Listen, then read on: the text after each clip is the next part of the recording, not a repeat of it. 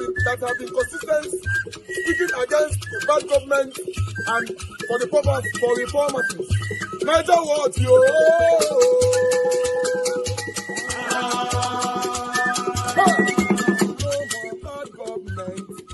No more bad government. Niger what? No more bad government. Niger what? No more bad government. The only media that have been speaking. No more bad government. The voice of the voiceless. No more bad government. No more bad government.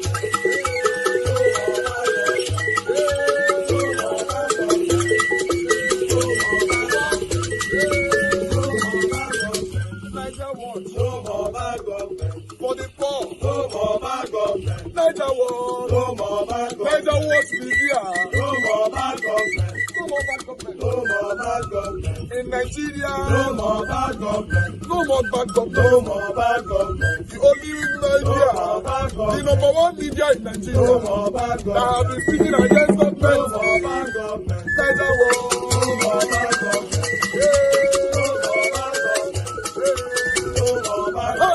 Niger what you?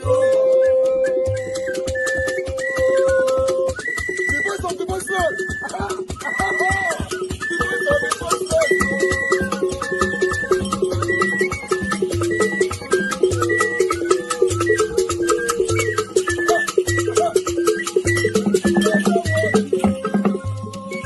Voice for the voiceless. Voice for the voiceless. Niger what? Voice for the voiceless. Niger watch media. The only media that have been speaking against bad government. Being consistency since 1944. Voice for the voiceless. Voice for the voiceless. Umuwame. Voice for the voiceless. Umuwame. Voice for the voiceless. Voice for the voiceless. Voice for the voiceless. Voice for the voiceless. Voice for the voiceless. Voice for the voiceless. Niger watch you. We have been seeing all you guys have been doing, and we recommending to everyone in Nigeria, saying that you guys are the number one. Niger what you.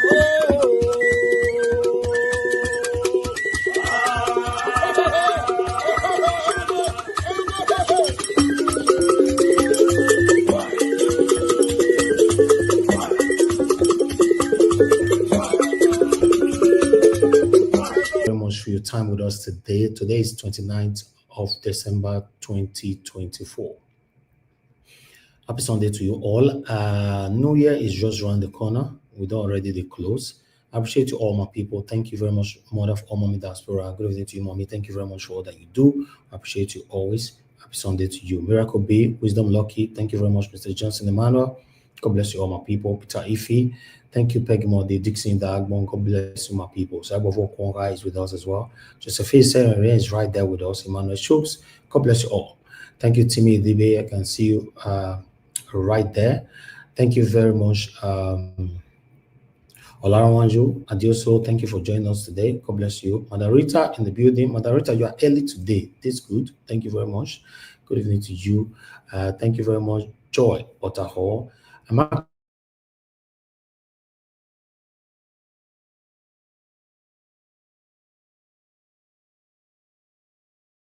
I hope my network is not failing here. I try not fail on this side. I can see you. Thank you very much. Everest, Eji, Kiri, thank you very much. God bless you. Wabo Felix, thank you, thank you, thank you, thank you, thank you. Madam Nena in the building, God bless you, ma. Thank you very much, everyone. I just want us to move on. Today is Sunday, to be honest. I don't want to be here today for long. You know, if my panelists want to join me today, please, if you are free, you can come in on time so that more quick, cut them together so that we can leave here on time, you know. Now, still festive period. You know, yesterday we spent almost 6 hours. Today, at least, I'm targeting a maximum of 2 hours, maximum, you know. So that's why, if you want to put your voice to this today, please come in on time. God bless you all. Moderator, you said what? Network must not fail. Okay. I guess you guys can hear me, right? Okay, good. Kristen CXL, thank you very much. Julius Anthony, Mongile, thank you very much. Good evening to you. I appreciate you all, my people, and God will bless you. Now, earlier on today, I was on air, live with our brother, our comrade, Dele Farotimi, for the first time coming on air on a live stream to speak to Nigerians, but unfortunately, Dele Farotimi have to burst in tears. I was shocked and I was very, very emotional seeing a grown-up man like this crying for our country. He was actually crying how we all united during the time of his arrest or kidnapped or adoption. You know, how we all put our heads together to call for his release. It was like, wow, that means Nigerians, we actually love ourselves, which I know. You know, the problem we have is these politicians. So I'd like us to quickly listen to recapitulate on that particular video again. Then we'll take it from here. Thank you very much, guys. Help us to press on the like button, help us to share. It's very, very important, please. We're not just saying this for the saying sake. Always help us to press on the like so that our voices can go far. Listen to Dele Farotimi. I'm going to post out a link now for those of you that want to join us. You can join us on time. God bless you all. With which it largely impales stupid predators. Even lions steer clear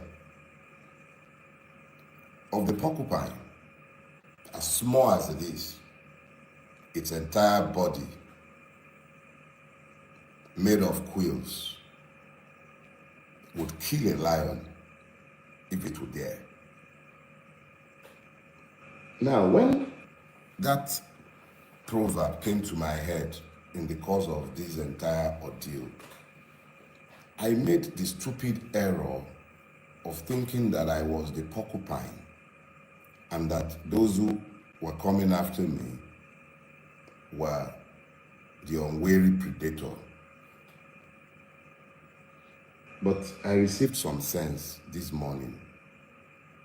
Or let me just say, as I have digested the extent and the range of support that I have found since I came out of prison. And I realized that I am not the porcupine. It's not me. I'm just as harmless and defenseless as any of the other rabbits in this space. You will remember that for a long time, I have argued that the Nigerian is not a citizen. I even went as far as to have labeled myself for years as the patriot of an unborn nation. And then I believe on my Twitter feed, you find me labeling myself a victim of Nigeria. And I have multiple times spoken to the victimhood of the Nigerian people. I have lamented for years that what truly assails the Nigerian is the complete absence of the rule of law in our country, and how this has left all of us defenseless and as praise in what has become a country of pain. I have spoken to you about this for years, you know. I spoke to you about it, that we are all victims, that we have all become as victims in the country that we have managed to build. I told you how we were all running away.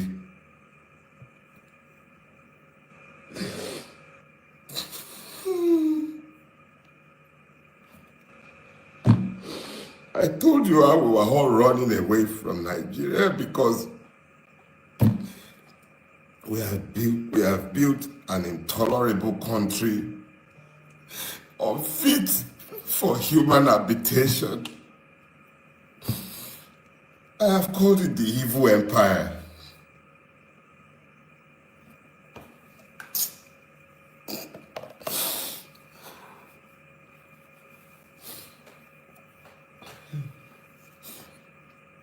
I have called it the evil empire. I've spoken to the fact that because of what we have all collectively tolerated,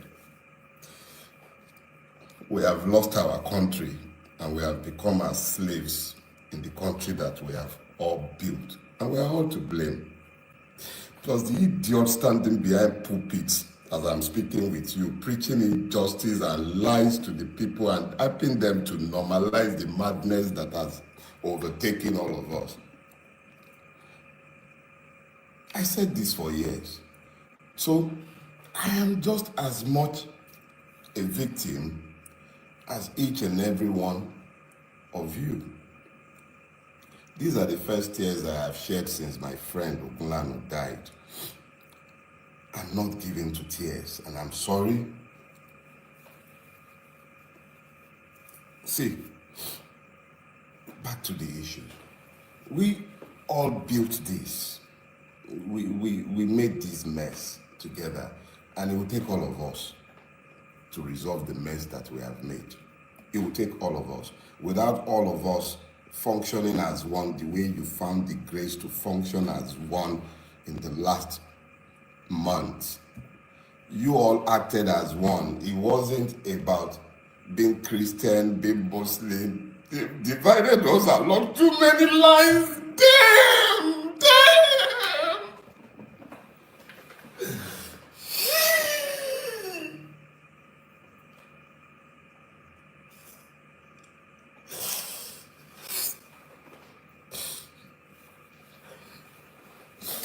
We stopped being human because we became Nigerians. They divided us and we fell for it. Because you wouldn't see me as a Yoruba man, you spoke for me. Because you wouldn't see me as a Christian, you spoke for me. Because you spoke, because you spoke, because you spoke.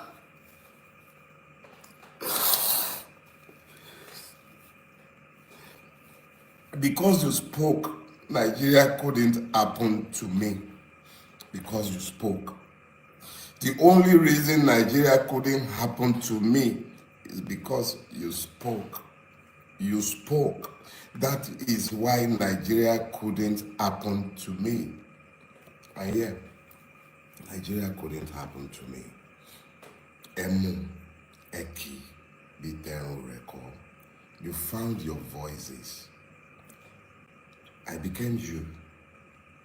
And in our collective, you couldn't be silenced. And I could not be silenced. So it wasn't me that became the porcupine. It was you, the Nigerian citizens, that became the porcupine. So here is what we're going to do. First question I need you to ask yourself is this.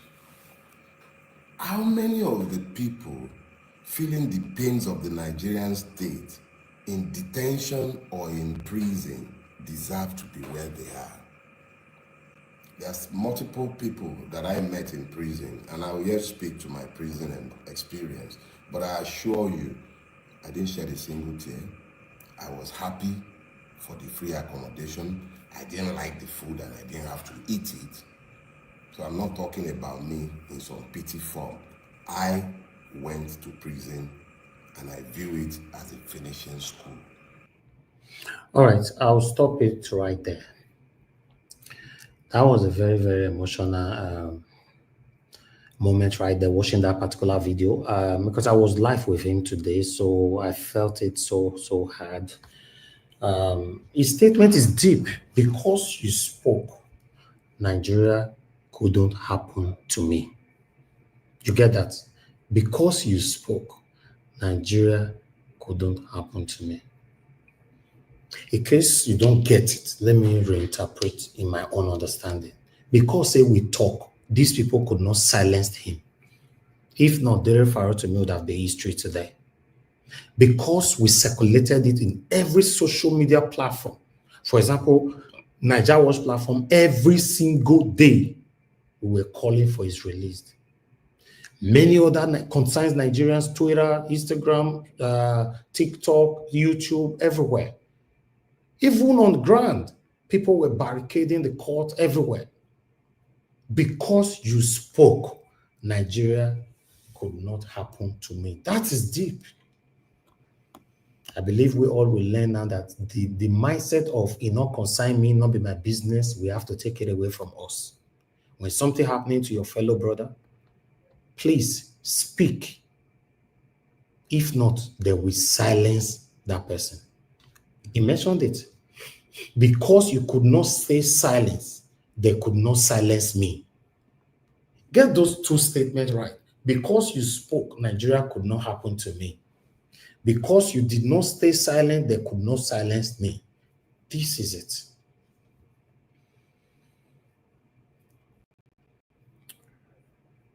Anyway, let me quickly move to Edo State so that we can just start talking straight away. Thank you very much, my people. For those of you just coming in, I appreciate you all. Just do your part by helping us to press on the like and help us to share.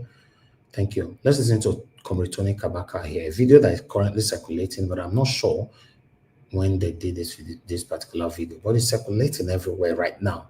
Is it new video or old video? Why is it circulating at this particular time? Let's listen to it. Then you are making trans. I'm seeing some comment. People say Kabaka betray. Waiting I don't suffer. Waiting I don't suffer for life for APC. May you repeat. May you reiterate it. So you want me to just start crisis? Crisis where we do. When they say abandon us for Buhari government. You see, make I start again. You see, waiting I lost. If you lost her, you go they talk, they go for street, you go they craze, they go. You where they talk anyhow. Waiting me don't suffer for APC. If you see only you want, go they talk, they go. Okay. People where they talk that word, now my head I go kill you. Waiting I see now small. The one now we see go pass now. Are we okay? Is Denko not APC? Why you people say Kabaka betray? I did not betray. I want to follow the party. It's your party is supreme. If you don't know how to play politics, if you know say you get my fruit for her, go remove her. Man, fuck. I got some people now. Will start to the fight one-on-one because people like say when I want to try me because of politics. Are we okay? Now you want to tell me I want to play politics? You know what I don't see. I've seen a lot, my friend. I see day today now by God's grace. See my house. Come. See my house. Come. Now show them. Go kill you now. Where they talk anyhow. See my house. Bring on. This is AK. As my gate rubbish. This is AK for 7 bullets. 1, 2. Bring on. See how Siri. AK. See how. See how. You don't see how. One of the talk anyhow. See how. Because of politics, we'll go kill you. May I see start crisis again? May won't betide you people that are saying that. Say I betrayed. I got this. Are you okay? After primary, you break up and make up. What do you want to carry personal? My papa carry ball boss, I be my mama carry. You want to say I not try? What do you say make I do again? Can I do above myself? No. What I don't see since for all what I do since. What I don't see. So me I start to the fight again. Make my head kill you. You where they send this message to you. You suppose know yourself. Now you want to control my life. I'm APC for God's sake. That video was during the Edo State governorship election. Because I remember I saw that particular video, especially the area where he went to show the gates with the AK-47. So it's not recent. That video was, but why are they circulating it now? The video is everywhere. Yeah, but nevertheless, I'd like us to move on. Thank you very much, my people. That is all I have for you guys today.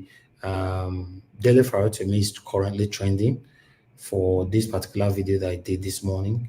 But I'd like us to talk. Let's talk. Guys, thank you very much. I can see those of you on the comment section just coming in.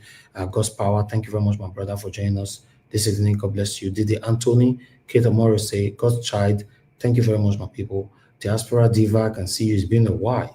Divine Cross, thank you very much for joining us. God bless you. Thank you, my people right there. Please press on the dollar sign. You can buy me a coffee. If you can't, that would be nice. And also press on the like button, help us to share. I only have one panelist right now. In case you want to join us, please come in. Let's hear from you. Or if you want to call in, you can still call in. But before that, okay, let me see if somebody call in 10 seconds. If not, I'll just move straight to moderator so that we can start talking. The phone line is here. If you want to call in, quickly call in and let's take it from here. Thank you very much, my people. I appreciate you all. Oh, should I post the link again? Paul Mandugo, thank you very much. Good evening to you. I appreciate you. Okay, I'll just do that now. The link has been reposted for the last time for today. You can save it in case you want to join later, but still depend. Arinze Chukuma, thank you very much. God bless you. Yeah, I got super chat already from Amaka Fujabi. Thank you very much, man. I'm very, very, very grateful. This is my Christmas gift from you. Thank you so much. God bless you, man. Thank you. Desmond Igbins, thank you very much. God bless you. Thanks for joining us. You said exactly it is evil empire, no question about it. That's what we see, my brother. Dele Farotimi video was very, very emotional. Okay, nobody's calling in right now. Maybe later. I understand that everybody's busy now, so it's not easy. Normally, in a real sense, I suppose take the whole 1 week off. Christmas, New Year, that will come on air at all. You don't understand, but we are encouraging ourselves here to do what we are doing today. 2025 is around the corner. There will be more challenges for the government and all that. So there will be a lot of broadcasts. We should have that in mind.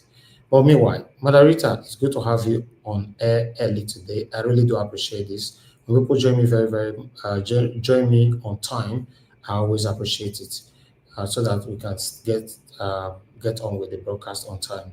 Margarita, I better talk to us. Good evening to you and happy weekend to you. Thank you, man. Mr. Elvis, sorry, I got a new system, so I'm just trying to walk around. That's why, I just needed to flash my face a little bit so that people will know that I'm very happy to be here. May I see you just sit down today? Say yes. Now office now you sit down put. No, only office. Yeah. Anyway, good Thank you afternoon, very Mr. much.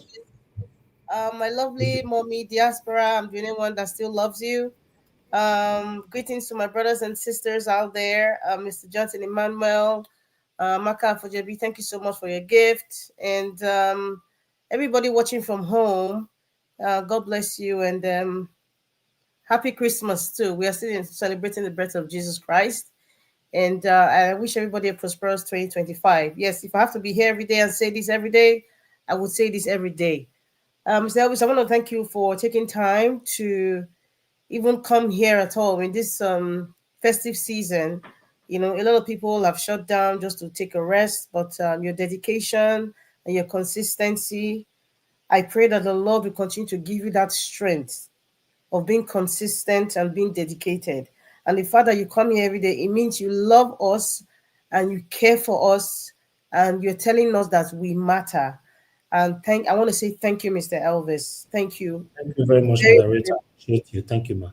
And I also want to say that I'm very, very happy to be alone here. I like to be the only one standing so that I don't have any distractors. So that you can have time to pass your message, right? Yes, I will say what I need to say. I hope those bad belly now will start scrubbing. Please don't post the link anymore. I beg. It's just me and you. If today is my day, that'll be lovely. And anyway, I particularly I was watching it live. Dele Farotimi speaking yesterday. And Mr. Elvis, I saw you there, and I just watched me there. And I also saw Betty Akeredolu. That's the late former Ondo State Governor, Rotimi Akeredolu. His wife was there also watching, and I'm sure many other people, a lot of people in Nigeria, important people as well, were also watching. And yes, I'm an emotional person too, and I felt his pain, and I was kind of teary-eyed too. I want to respect every man there. See, I love it when, especially a man, because of our culture and where we're coming from, shows his emotion, especially to the entire world like this. I respect Dele Farotimi, SAN. He's just shown to the world that when a man feels the pain, when a man has a passion, when a man is standing for the truth, even if it means him crying in public, he would cry. Crying is not a sign of weakness, my people. It's not a sign of weakness. It's a sign of strength. It's a sign of strength.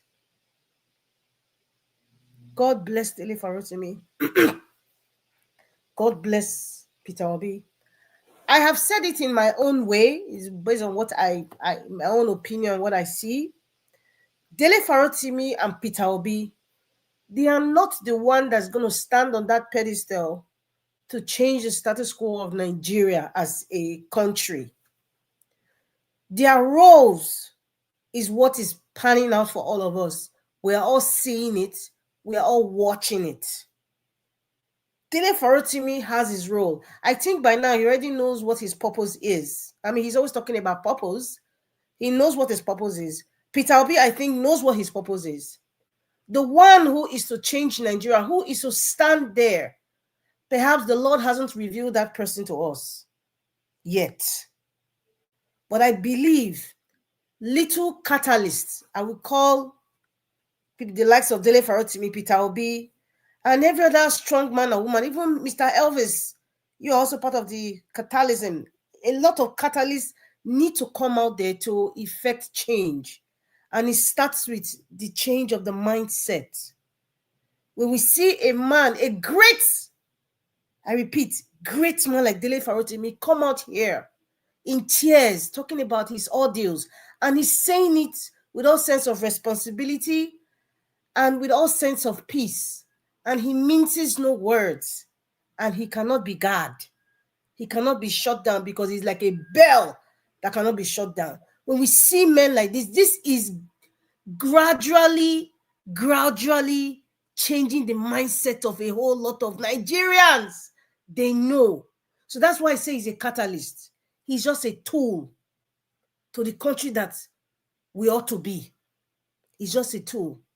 The mind, because a lot of people's mindset is messed up. The psyche is messed, the mentality is messed up. This is just a gradual process. Pa Adebanjo did his best, as an old man who's been there, done that. He did his best. Perhaps to say, oh, his voice is too small. His voice is not, widespread as someone like Dele Farotimi. Now the new generation is gone. Peter Obi's generation is different. Dele Farotimi's generation is a little bit close to the Gen Z generation. Yes, because there's a Gen X coming, already existing. It's kind of close, sort of. And that's why he keeps talking and he keeps speaking. Mr. Elvis still comes here and we keep saying, share this video. People think we are sharing it as if we are sharing cake. Nobody's eating any cake here. Share it so that the country that you need or the country that you desire, you are helping to aim to that desperate desire of a good country called Nigeria. I watched it keenly and I was teary-eyed when he cried. The part that he said, damn, is like, have we become this bad? Have we become this bad? This is a man that loves Nigeria. The man that is, I know some people say, do you have to cry to prove to you love Nigeria? Well, he's expressing himself the best way he can as a human being, as a man who loves his nation. He loves his nation. He's willing to go to jail. He has made peace with himself. He has made peace with his family. His family understands the assignment. His family understands the assignment. And I dare say, Mr. Elvis said again, your family understands your assignment. And that's why you come here every day. Even times where people shut down for the year or take vacation or rest, you don't. You are able to do this because your family understands your assignment. Your wife understands the assignment. Your children understand the assignment. Glory be to God for that. And that's why God will continue to bless you, Mr. Elvis, and your family. You need to understand. So Nigerians need to understand the assignment. So men like this, great men like this, it's very hard to see a Nigerian man of his status, of Dele Farotimi status, cry for Nigeria. The last time we saw some big men cry was when Herbert we passed on, and we saw great men. They're great in their own way. You saw Emma's crying. You saw big men cry. They weep. Not for Nigeria, but the loss of a friend, and perhaps some financial advisor, whatever it is, in their personal life. But this man is weeping for Nigeria. He's weeping. That is to show you the depth of pain. The depth of pain that he feels that a lot of Nigerians are going through. He's just saying, who am I? Look at me, I'm out. 21 days after. And it pained me so much that I had to cry. But however, one thing I was happy, said, I'm not crying that I'm sad. His tears was showing the depth of how degraded Nigeria has become, and we don't deserve it. In the face of injustice, when people are silent, injustice thrives. In this phase that Dele Farotimi went through, there was a lot of silence. We spoke about it in this channel. There was a lot of scary, painful silence from people, many people who should have spoken. The few who spoke, that's fine, but many should have spoken. Many, very many. They live in Nigeria. Some live outside Nigeria, but majority of them live in Nigeria. Majority of them work in this system. Majority of them know what Dele Farotimi was going through was right. Majority of them knows the rule of law. Majority of them are in high places. Majority of them are royal fathers and mothers and all. Majority of them are influencers. Majority of them are musicians, influencers, people that people look up to, but they were silent. I know some people might say, oh, it's not everybody that must speak. It's not everybody that must speak. We didn't hear type something. I know there's an actress who I respect so much. I won't mention her name. When Dele Farotimi's book came out, she said, I have 20 to give for free. That is activism, silent activism. Very few people did that. There's some celebrities that can afford 1 million books of Dele Farotimi's book without even shaking. I'm not talking about political leaders. Celebrities, actresses, musicians, they could afford 1 million books, and they will have shared that 1 billion books to every secondary school in Nigeria. Even 5 million books, they will not be able to afford it. They know. And Dele Farotimi and the truth is coming for them. Yes, I love the last comment he made. I'm coming for you all. I'm coming for you. And they know themselves. Where are they now? Shame. Shame. Can any of them come out now? Those who wrote on the newspaper, yes, they call themselves SAN. They know how they got the SAN. So all of them wanted to go and mark register. A lot of them were marking register, making comments, suggesting he should be disbarred. Many of them, they'll go and pay guardians people to write an epistle of rubbish on why Dele Farotimi is lying, because they want to mark register for their slave master, Afe Babalola. Yes, now we saw it now. Some of them were sitting on this fence. They came on TV like Falana. They came to talk. Let's make it no law, say and no talk for the matter. But I didn't hear them talk like what's that professor in America that came to tell the entire nation that, listen, what jurisdiction about defamation of character also applies to Ekiti, not just Lagos and Edo states. Are you telling me that all the SAN did not know? Are you telling me that they didn't know? I called that on Olumide Akpata. I'm going to talk about those state persons. I called that Chief Michael Zekome. I didn't hear them speak. At least as far as I know, they're not in the hospital. It's not like they cannot speak. They can speak. I didn't hear them. But he took a professor who's a professor outside Nigeria to tell everybody. But there we are. We have so-called SCNs, even lawyers that were quiet. Why? Because of one evil genius. You were all silent. See, Dele Farotimi, just like Peter Obi, those are catalysts to expose the demons amongst us. Perhaps it was good that the man for Bodlon became president, so as to know the kinds of animals we have around human beings.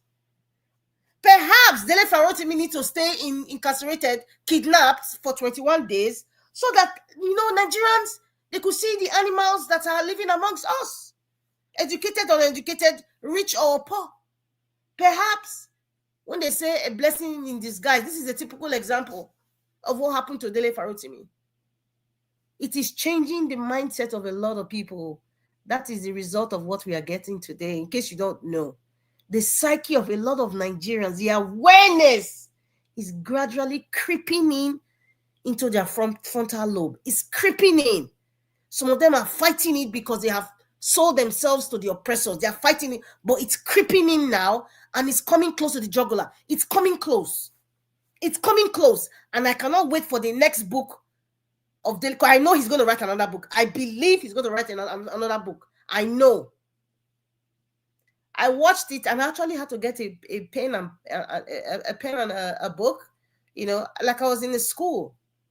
Yes, like I was in a school of truth, and I kind of broke it down to many pieces of what he was saying, you know, and then starting with you know, his words of you know, he didn't think as a lawyer that the judge, you know, will have you know, put in an order, you know, about something that's already sub judice. I mean, any lawyer, like he said, any lawyer, even somebody who is not a lawyer, you should know that when a case is in court, it's not something that you still speak about, you know, outside court. It's not. So it wasn't necessary. But I guess perhaps that judge also had to put it in writing so that it's not, there's nothing that says, oh, you were not told. Perhaps, you know, the judge wanted to cross every T and dot every I. He needed to mention it. But I was also happy because listen, people have to watch that video again, like over and over and over again. There are so many messages in that video.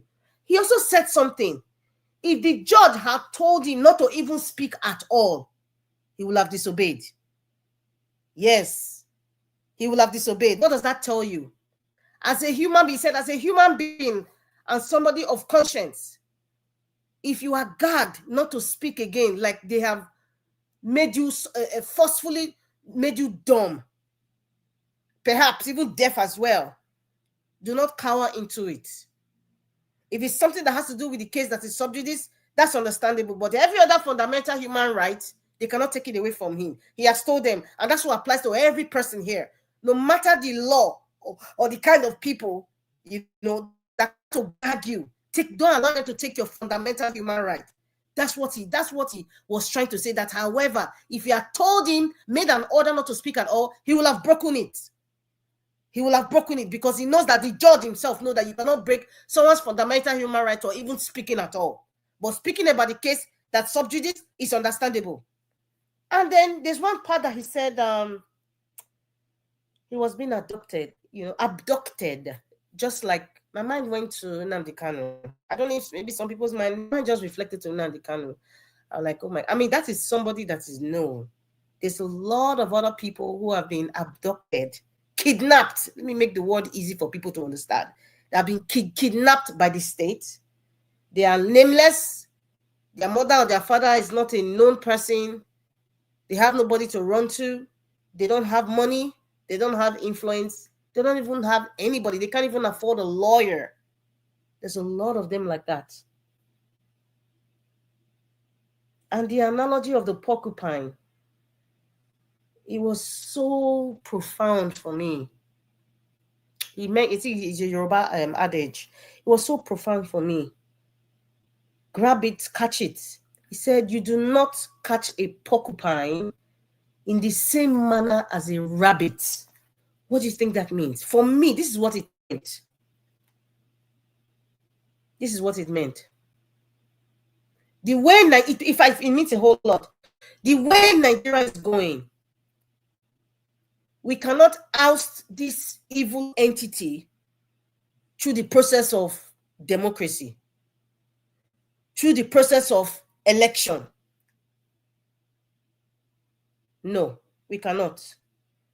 It's like you're making a trap. The same way you make a trap for a rat, it cannot be the same way you make a trap for an elephant now. There are two different kinds of traps, two different kinds of processes. The same thing happens in warfare. You know, when you have war generals, you know, they think critically. You know, they don't want to go through the same way or expect their enemies to feel like, okay, they are very predictable. So that is what I see there in that statement. You do not catch a porcupine in the same manner as a rabbit. You do not catch the porcupine in the same manner of a rabbit. In the context of of his experience, the porcupine was Nigeria. He spoke up. Many people were bringing out more stories and more stories, international, disgracing Afe Babalola more, and many people who came, all of a sudden, they were silent. None of the Hallelujah praising guys were writing any or suggestions anymore in the newspapers or on social media. They became silent because the truth became too loud. The truth can also be defined as a porcupine. If you think you're an elephant and you want to go fight, you just buy for nothing. You just buy for nothing. In this context of his freedom now, Nigerians became the porcupine based on the fact that we were speaking every day. But in another light, I was now saying, you know what? You cannot catch the porcupine the same manner as the rabbits. What is happening in Nigeria today? We cannot remove or oust or re-elect, if it's called election. In fact, it's called an imposition. The man from body again for 2027. It's not just 2027, going forward. Any governorship, council election, we cannot do the right thing using the same process. The wheel has to be reinvented. We have not reinvented the wheel. Yes, we have not reinvented the wheel. It is it's very sad. It's very sad for today. I just went into very, very deep thinking about Nigeria, life and all that. Just listen to Dele Farotimi speak. But there's one fact: no one silences the bell. I love that. No one silences the bell. There was a Yoruba adage to that. Yes, and the fact that he said we're all victims, it's true. You see, some people, Nigerians' mentality, even some who live in the diaspora, their mentality, how they think, they are not even aware that unconsciously they are behaving based on the bad way we grew up in Nigeria, the bad way in which I don't want to even call them our leaders, the bad way in which the oppressors have spoiled our psyche. Many people in there, they don't even know they're thinking that way. They don't even know. Because your psyche has been normalized to abnormality. Yes. That's why, when he said we're all victims, and it's true. It's true when he even made references to the former queen, the former queen of the Oni of Ife. Why is she there? Why is this one in jail? Why? Why are they there? Why? Why do you have people kidnapping, money ritual? Why do we have the, demonic groups like, what they call them, Boko people and all those, those people wearing red in the bushes and all that? Why? Everybody's a victim. Something that led them to become that. Something led them to become the demon that they have become. Something led them to be. The system gradually transformed them to what they ought not to be. That's why I said this is my own interpretation. Why I said we are all victims, because we built it. How do we build it? Our behavior. We only look at who get money pass. We only look at who they drive big car. We only respect who get big house. We only respect who get 1 million full followers. We only respect people when they give us money. We only respect person when they wear designer. We only respect person we get how will I even say the highest educational qualification. You see, those things are fickle. We as a nation, we built that. The younger generations fed into that. What you feed to is what you become. That is why the younger generations want, if you see you're driving a Maybach Mercedes, they don't want to know the process of how you got to that level. They just want to get it because our societies fed, gave these children to feed on all those things. Intimidation. We love it. We love to be sycophants. That is what fed over generations. And that's why I see any young boy or girl now, say that hook up or Yahoo. They have been feeding into this. Where did they get the food from? Us. The elders, the middle age, the rich, the poor. Us. And it became even the religious leaders. I'm so happy you used that word. The idiots behind the pulpit. Mr. Elvis, those are not nice words to say, but I am quoting Dele Farotimi. The idiots behind the pulpit. We worship Daddy Gio. We are feeding into it. And that is what our society has become. What we feed. We fed too many bad things. And therefore, our society has become horrible, bad, and wicked. We fed into it. When we want to talk about the corruption in the church, we have people who say, touch not my anointed, misquote the Bible, turn the Bible upside down, lie to people, missing people, make people slaves to them, not even to the God that they're supposed to worship. What have you done? You have just participated in feeding evil. And over time, it became normalized. And that's why we want to talk about certain pastors. Some people, the hair on their body will stand up. Like, hey, you're talking about my daddy Joe. My daddy Joe, my papa, my mama. No, the hair, the follicle of your hair will stand up. You have just fed into gagging people. You have just fed into intimidation. You have just fed into worshiping another human being. And that is what our society has become. Because we are fed into bad things. Look at what Dele Farotimi experienced. Many people fell into it. The Hallelujah people started writing, he should be this bad. Many people started saying what he said was a lie. Many of them started to say, oh, he's just a small fry.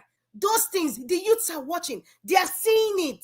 They are feeding into it. So when they grow up, they want to be oppressors too, because that's what they have been fed on, how to be an oppressor. The idiots behind the pulpit with millions of followers, lying, making abnormality normal, and they will clap up and they will stand and will say yes. Private jets, they will have all the security agencies protecting them and their children. Yet you don't even have money to even build a gate in your house or even a padlock for your door. You don't have it. Yet you worship the person that has all the security forces around them and their children, and they keep feeding this subservient stupidity to you, and you keep absorbing it. What do you think you will become? If I talk about one person now, all your follicles will stand up because you have been fed to be subservient to stupidity. So in the same vein, he said, we are victims. We are victims. Why would a mother carry her child to just collect 5,000 naira, and then that child passes on by being stampeded on? There's something that has been feeding her psyche to think that she's going to risk her child's life just to collect 5K. There's something also that have fed the psyche of the organizers to think that maybe I should gather people and give them palliative of 5,000 naira. It got to a certain point for her to think that way. What are you feeding into, Nigerians? What are we feeding into ourselves? What are we feeding into the society? Because what people are feeding into, the negativity is more than the positivity. That's the truth. Like this channel that is playing now, Nigeria Watch Now. Are you not supposed to feed into the society in the cyberspace by forwarding this message, by sharing this message? You're supposed to be feeding in something good, because what we're displaying here is something good. You ought to feed it out. Madam Rita, see the way they vibrate. You only your day panel today. Nobody is disturbing you. I am happy to be alone. This one I enjoy me too. Preach on. We are here. What do you feed into, my people? What do you feed into? Because what you feed into is what you become. That is the truth. It's not rocket science. If you had a baby, the baby is innocent. The baby doesn't know good and evil. The baby just knows how to be happy. Now, if you're a toxic person and you start to feed into anger to that child as that child is growing up, you start to feed in that, how to steal, how to lie, how to hurt people, how to fight people, how to beat people. That child you become something because you have fed negativity to that child. That's what I'm talking about. What are you feeding into? What are we feeding into the society? What are you feeding to your child? What are the youth of Nigeria today feeding into? They are feeding into so much intimidation, wickedness, selfishness, greed, demonic activities, because it's what the society has fed them. They have not fed anything good to them. If you bring a Nigerian child now, I'm using that because I'm a Nigerian. If you bring a Nigerian child now, a guy from the street, and you tell him steal this thing or go and do something bad. Bring a child from, let's say, Europe, for example. That child in Europe will tell you, no, it is wrong to steal it. And if I know if I steal it and I will go to jail, my father or mother will not save me. There's no judge and my parents will go and pay to save me. The child is nobody. Nigerian child understands the Nigerian system because it's what he has been fed to. He knows that, okay, my father is a big man. Even if I steal this and I get caught, somehow the courts will swindle it. They will change the law just to fit him. That is the truth. That is the truth. Dele Farotimi has been feeding us stuff. Peter Obi has been feeding us positive stuff, but because the negativity is so much, you don't want to even taste the good things. You have been so digested with so much bad thing in Nigeria that you don't even know that you're acting towards the bad thing. I just gave an example of church now. Church. I just gave an example of church. No matter the denomination, whether you're a Protestant or a Catholic, no matter where you are, subconsciously check yourself. What is the name of your pastor? If I call your pastor's name now, because you have been subconscious to feed, to worship this pastor, or to worship whatever it is that they're giving you, if I say anything negative, or if I even mention the name, the follicle on your body will stand up. Why are you talking to my daddy Joe? No, that is my mama. Instead of you to listen, take the criticism and say, you know what? It's not out of hatred. This person is in pain. This person is complaining about something. Even if this is my daddy Joe, he has paid my children's school fees. He has given me a Christmas rice or whatever it is. However, he's not absolved from doing wrong to other people. Even if it means some sort of a disconnection or miscommunication, somebody has voiced it out. You should not cut that person's voice. That is my point. Because when you cut that person's voice, you have just fed into the society that I can cut you off because it's my daddy Joe. He cannot be questioned. He cannot be questioned. That's what you have just fed into. Same thing, we talk about governor, we talk about president, we talk about local government chairman. Some people say, how dare you talk about my daddy? He's a matter. Oh, this are the Osho Baba, he's this or that. You have just, what are you just doing? Do you know what you're doing? You have just fed to the younger generation that you cannot question your leaders, you worship them, you support being oppressed, and then when that child grows up and he becomes a politician, because of what you have fed into him, when he becomes governor, he would make sure that he feeds psychophancy to the people around him, so that people like me, when I speak, they will try to gag me. But the truth is that they can never gag somebody like me. Just like so many other people, they cannot gag them. So we need the likes of Dele Farotimi coming out to the world passionately to cry about, is this the country I grew up in? What have we become? What kind of monster have we become? What kind of monster have we now normalized as a norm? That even great men do not speak anymore. The men who should have spoken are quiet. The influencers who should have spoken are quiet. Where we mention names like Fela, or we mention names like Muhammad Ali, former Cassius Clay. It's easy for you to say Muhammad Ali is a great boxer. He's a great this, he's a great that. Do you know the history of that man? That man spoke. Do you know what they took from him as at that time? Being a sportsman, and you're signed up for, like, for example, Pepsi or Coke. They will strip you of everything that you are that's aligned with your name. He damned all the consequences and he spoke. Fast forward 30, 40 years after, his teammates, his sportsmen, his friends, they said that guy was brave because they couldn't do it. And they were ashamed. But the fact that they came out to admit it, it made them great men. The fact that it made them to understand when you're standing for something, when you're standing for the truth. Don't think about the moment now. Don't think about the grandiose or the largesse you're going to get, if you don't speak. No. Be prepared. See, Dele Farotimi, I see him as somebody who is physically and spiritually prepared for anything. Are you prepared? His family is prepared too. His wife is prepared. Are you prepared? Nigerians, are we prepared? It's not easy what Dele Farotimi. Many people, if they go to jail, under one day, they will fall sick. They'll say they have malaria or have stomach ulcer. Under one day. This guy stayed 21 days. He stayed 21 days. There was even time they even put handcuffs. They know that picture will be there forever. Dele Farotimi trying to embarrass the man. Jesus Christ was carrying the cross now. They stripped him almost half naked. They thought they were doing him, they tried to disgrace him. Yes. Stephen Biko. You guys see what? Patrice Mulumba. Please read your history of the Congo. Patrice Mulumba. Do you know how the video is there? It's on YouTube. Do you know how that man was humiliated? The great Patrice Mulumba of the Congo. Before he was taken down, they bundled him up like some ragtag on the streets. A great man like that.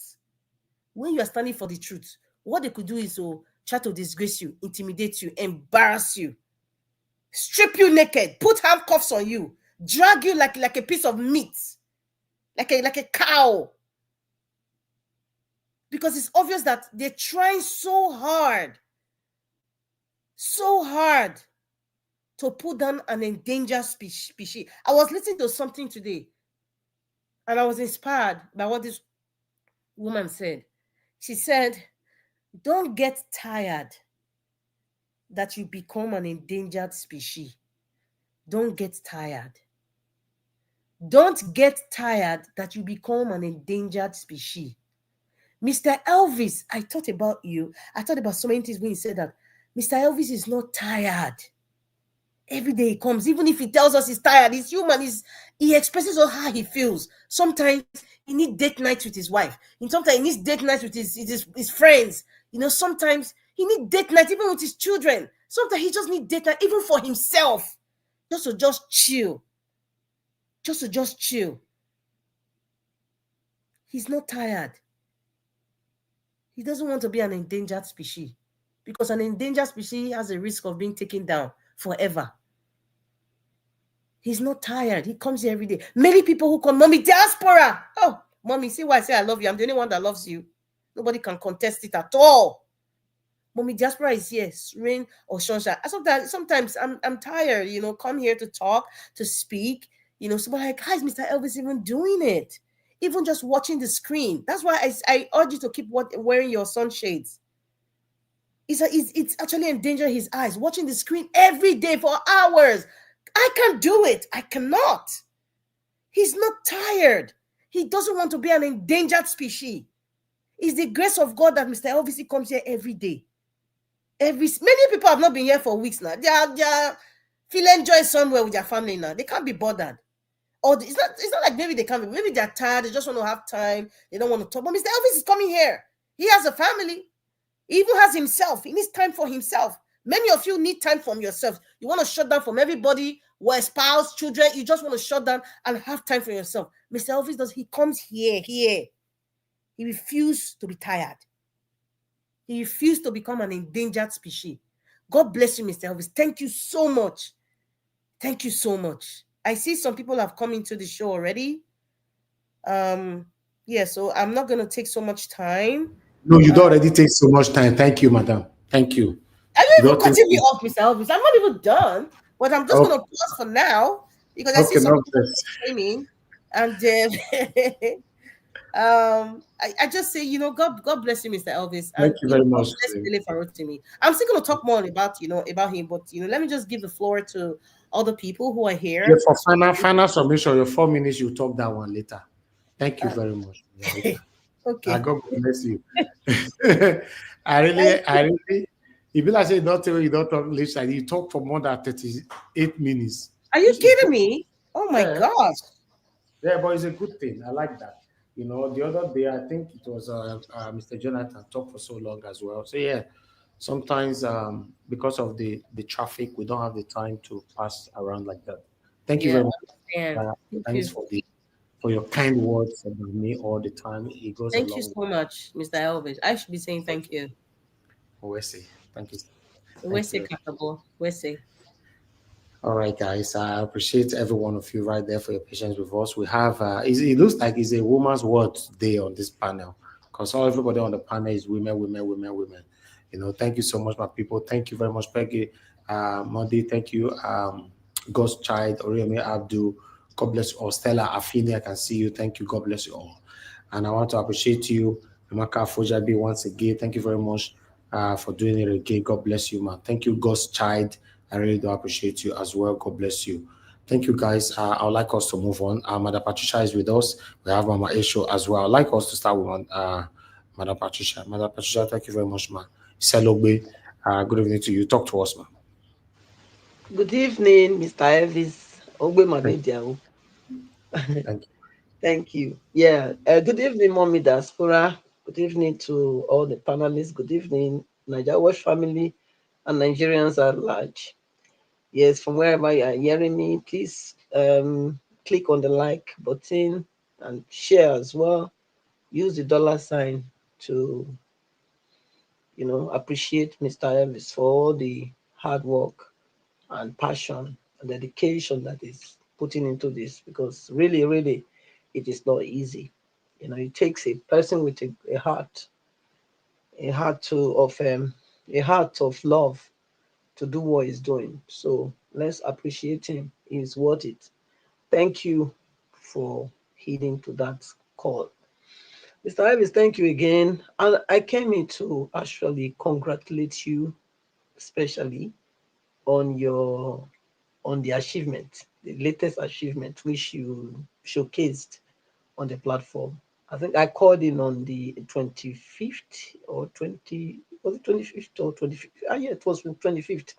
I wasn't home. I told you I wasn't home. I made a call. So hence, I've been following, but I wasn't opportune to join. Well, say, ma. Thank you very much, ma. Thank you. So congratulations. That is just another one added to the accolade. Another one added to the blessings. More for you.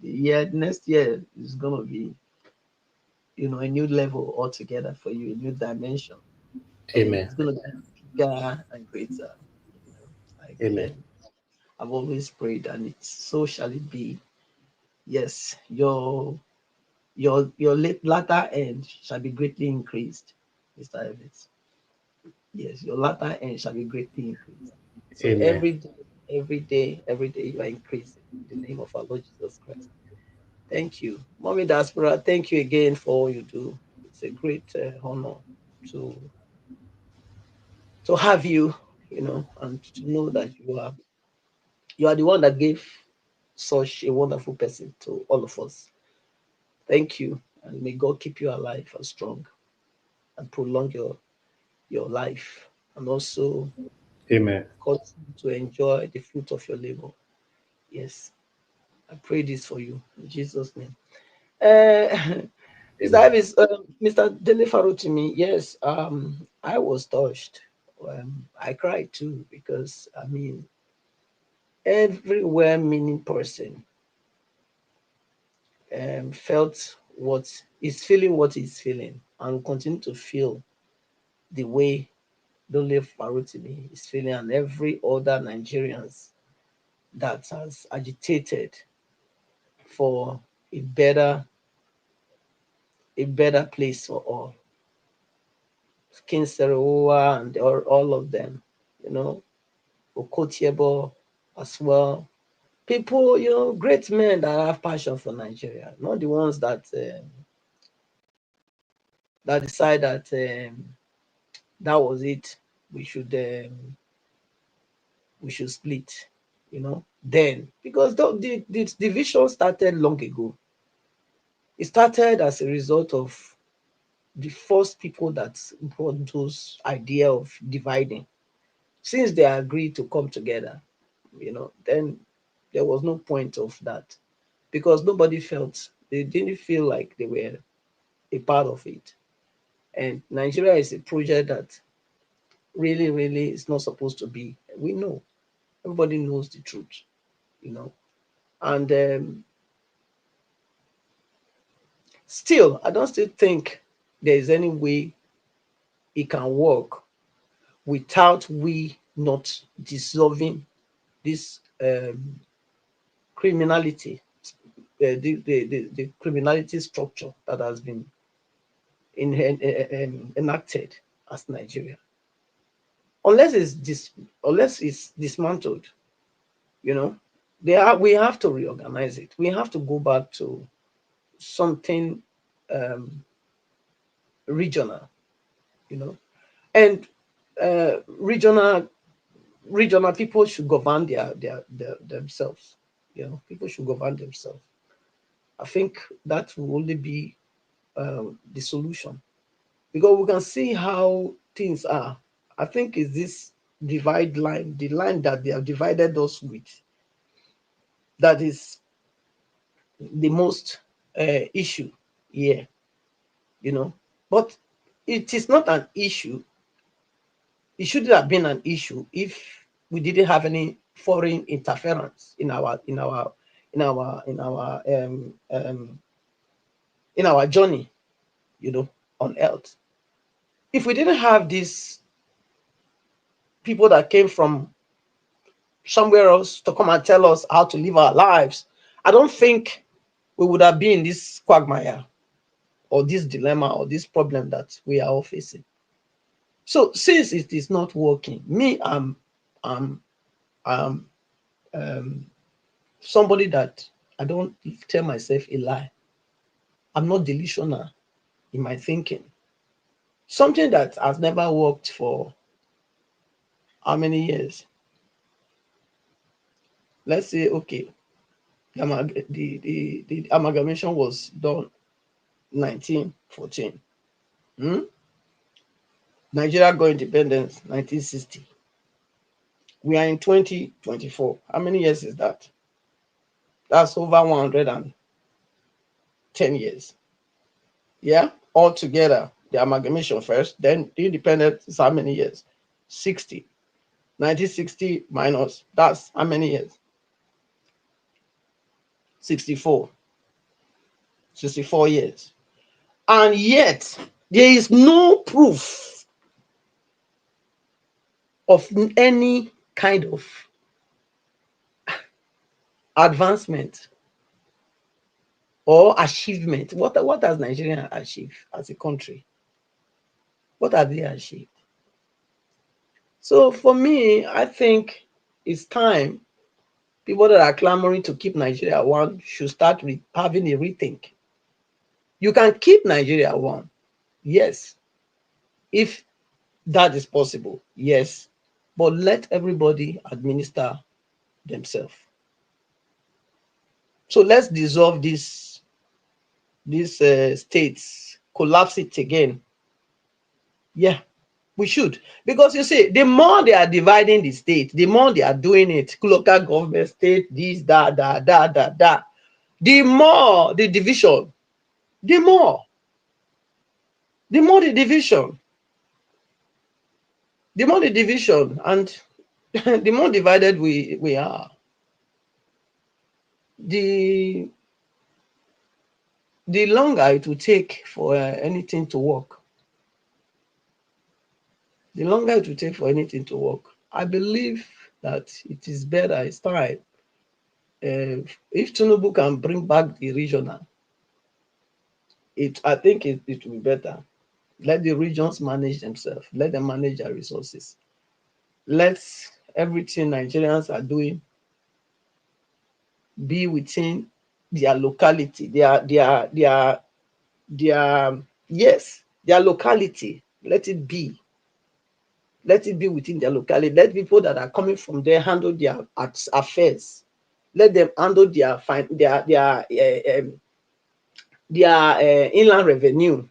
Whatever they are bringing, their local government revenue, what they are bringing, let them manage it by themselves. They can do a better job, because what we are seeing is people come, collect it from here, take it over there, and then they start to disperse. I mean, how does that work? You don't even know what I need. If you don't know my need, how can you meet my need? So it doesn't add up. It doesn't add up. To me, I think, yes, Dele Farotimi is an example of somebody that wants to stop the division. They divided us. Yes, they divided us, and the division is what is causing the problem. Because after us, before the people came, Oyibo came and did what they did, we were trading with one another. Definitely. We didn't see them as, everybody, because everybody was managing themselves. They were independent. The tribes were independent on their own. They were doing whatever they were doing for themselves. So there was no trouble. There wasn't any trouble, no problem, because everybody was managing himself. Okay, we came now and said we want to bring everything together, and yet we don't relate the same.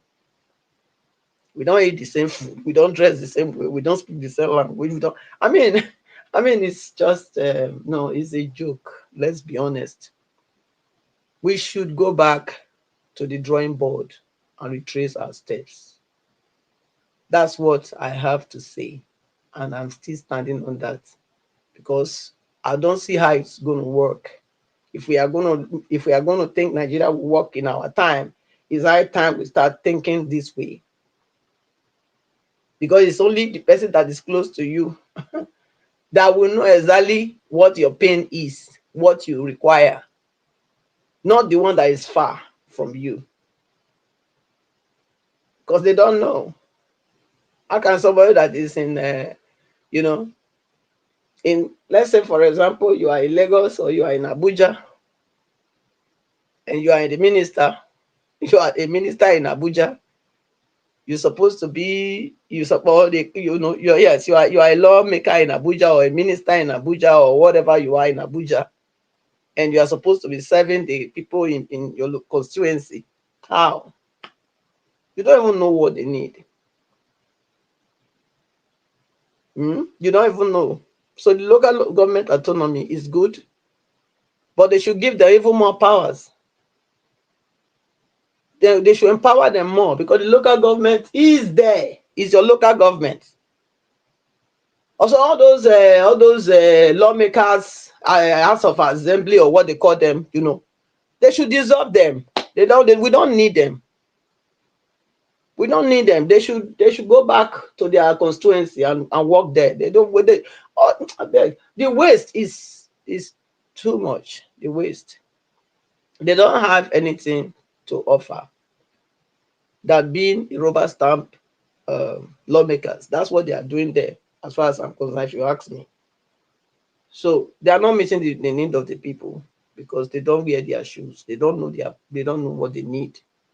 So for me, we should go back to the drawing board and see how we can get this right. Every one of us. Because Nigeria is not a nation. And everybody knows that.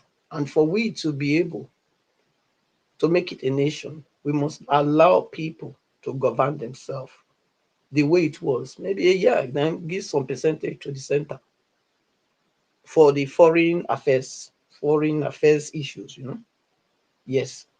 That's what I think can work. That's how we can see development, quicker development in that country. Apart from that, you can just forget it. It's not going to work. And if we can, now they say local government. Before, we have something called Enogie. We still have it. Those days, of course, is the Enogies, that will take care of their own locality. When it was the Oba of Benin that was, administrating the whole thing, the affair. The Enogie was the one doing the work in their locality. And then they report, to the Oba, what they have done and this and that. So it's like that. So I think that's the only thing that can work in that country, as far as I'm concerned. Not all these ones that they brought from, I don't know, Agberos everywhere, criminals being into positions of power. How can we allow that? It's not possible. So for me, Dele Farotimi, yes, he said it the way it is. Said it the way it is. It's a concerned Nigeria. It's a concerned Nigeria. He wants Nigeria to work in his time, and we can see it. He's 57, according to him. And imagine to be in the country you born, you never seen anything good from that country. You never enjoyed anything like good infrastructure. You know, and you travel. I don't even know how these people feel. I don't know what heart they have. These people, these so-called people that are oppressing the rest of Nigerians. I don't know how they feel. They travel, they see other places the way they are, you know, then they come back and continue in this trajectory. It's amazing how they can live like that. I don't know. They must be very, very, very they must be very satanic, as Mr. Evie say. Because it takes somebody that is satanic, somebody with a heart of stone, you know, to look at your people and don't desire that they should have a life. They should have a good life for that matter. Nigeria is rich. Yes, Nigeria is rich, and I say it here. Nigeria is very rich, but Nigerians are poor. Why? Why? Nigeria is very rich, but Nigerians are poor because few people, a handful of people, has decided to steal all our patrimony, collective patrimony, and take it somewhere else. And they are still stealing, they are still looting. So I don't understand. I don't understand. When they say pay tax, pay tax, pay tax, our oil, our this, our that, you know, if we want to really look at it, some people that are calling it our oil, our natural resources, I think if they were from Delta State, if they were the ones, if we swap, you know, I think they would have not be calling it our oil. They would have been saying, you know, they would have not be calling it our taxes, you know. Because where is all those taxes coming from? Mostly from the Delta area, the oil producing countries, states at the moment. Lagos, we cannot really say Lagos because that is also a another way of oppressing the other states as well, especially the south. Because why would it be that it's only one place that they have that seaport when the other seaports were working before? We have seaport in Sapele before. We have seaport in Warri. And the companies, the oil companies that were at the administration in all those places before, they move all of them to Lagos. So, which means, and so the arrangement is not right. There's a lot of injustice in this place. The place is a place called Nigeria. A lot of injustice. If you say people are agitating because their people are not being employed, according to them, that was the reason why they said they moved the things to Lagos. Because they say the people of the Delta South, they were agitating that you are destroying our environment, and yet we are not benefiting anything from this oil that you are taking the resources. Nobody listened to them. When the man talk from Ugoja, they bite him. Other ones came up. You know, they call them rebels. Are they really rebels? Or are they people, or are they consigned people for their people?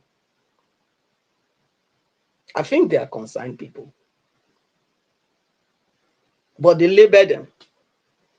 Because if you want to get rid of a dog, if you want everybody else to help you to kill the dog faster, you will give him a bad name. So this is all the issue. So we cannot say Lagos is paying more tax. It has more tax, yes, but it is because they've brought other people's whatever they're supposed to be getting in those states and took it to Lagos. Add it to Lagos because they say, oh, those people were making trouble, so they took the companies to Lagos to be functioning in Lagos. Why would it be that it's only how many international airports do we have? Port Harcourt, Lagos, Kano, I think, and or maybe Sokoto, Abuja is 5. What is wrong with we having one in Benin or Warri? Must I travel to Lagos all the time when I want to travel out?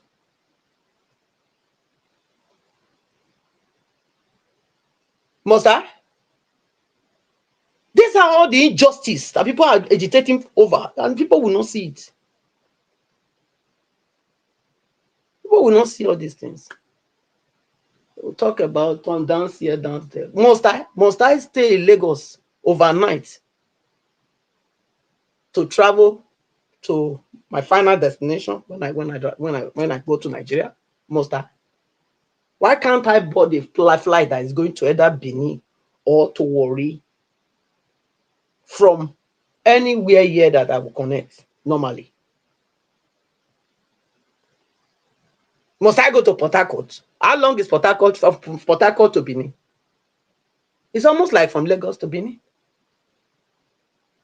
So what are we talking? Look, the marginalization is too much. The oppression is too much. We need to find a way to address all these issues. We really need to, because time is running out. Time is running out. Nigerians are not going to be patient forever. They are not going to be patient forever. The way we are talking, I think more and more people are talking, because before nobody say anything. Few people before. When Fela was crying, not many people were crying. No people, people believe Fela had a good vision for Nigeria, but not many people supported him. When they killed his mother and all those things, how many people came out to protest? Nobody. Because then Nigeria was still, people they've not understood the game then. But now it's clear. It's very clear that even a child now that is born, just like Madam Rita was saying now, that yeah, they can see the air of oppression all around them, and they see it, they hear it, they feel it. So they grow up. That is their mindset. That's the way they just grow up. It's sad that is what they've turned this beautiful place to. But is it? Can it be redeemed? Yes, can be redeemed. It's redeemable. If we do, only if we are willing to go back to our drawing board, which is, and where is the drawing board? The way we used to be before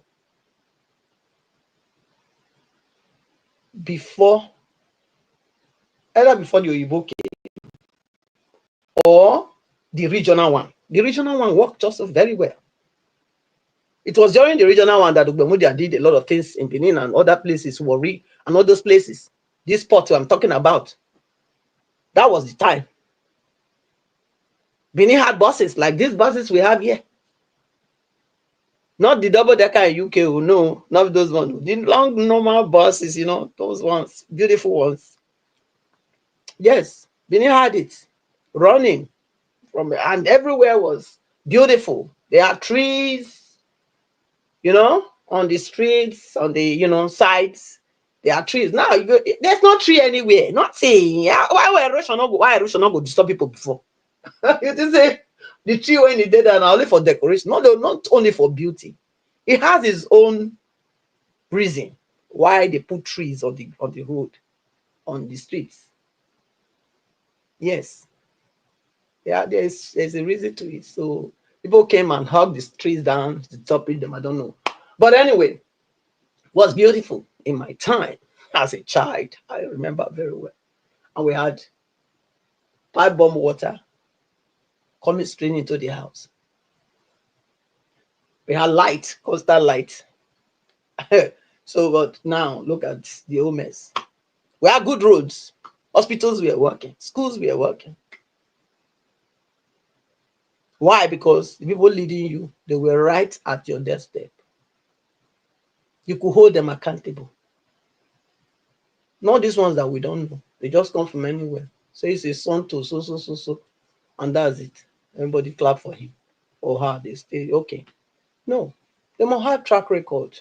So, Mr. Evans, Nigeria matter. Like I said, this for me, this is the way it can only be resolved. Anybody that is trying to put it together and say it will work, it will work. I don't know how you want it to work. I can't see it working. I can't see it working. I can't see it working.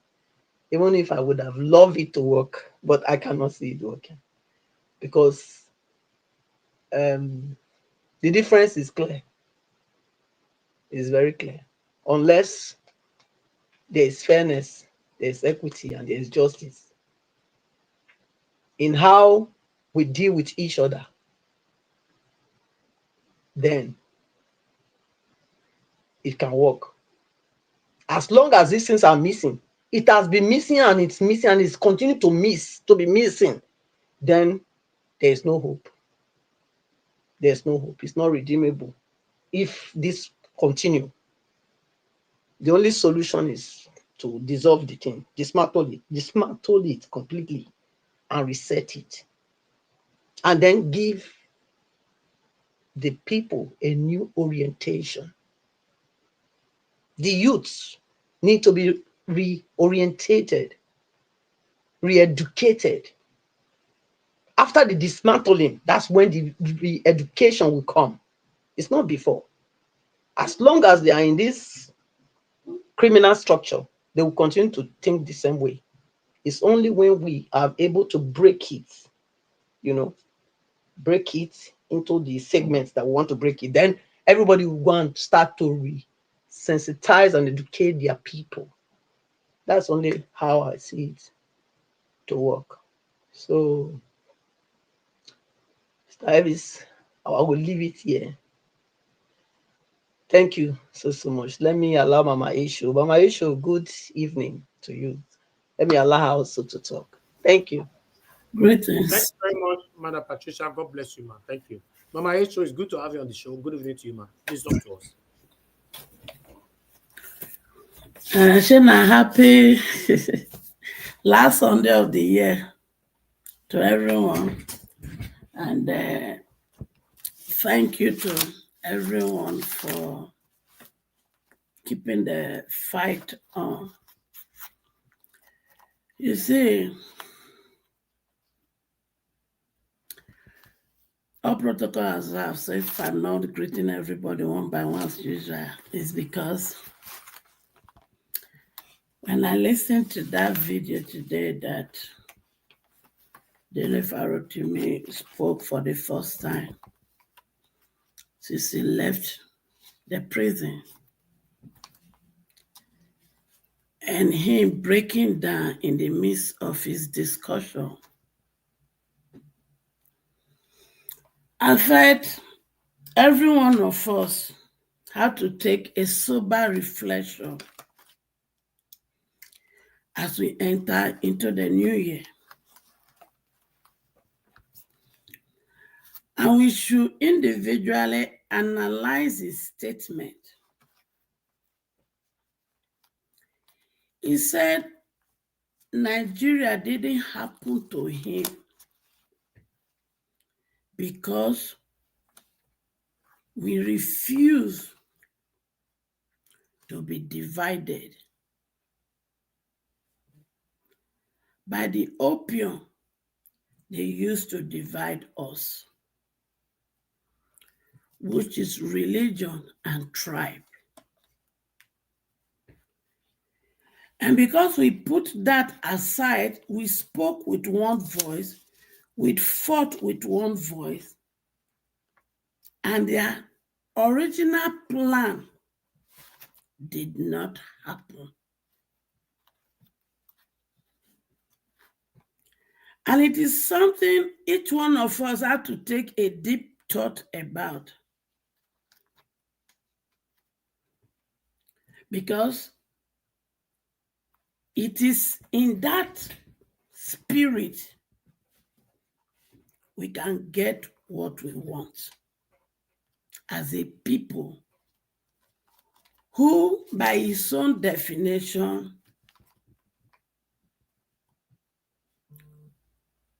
Nigeria, where we come from, some people have made us not to become citizens.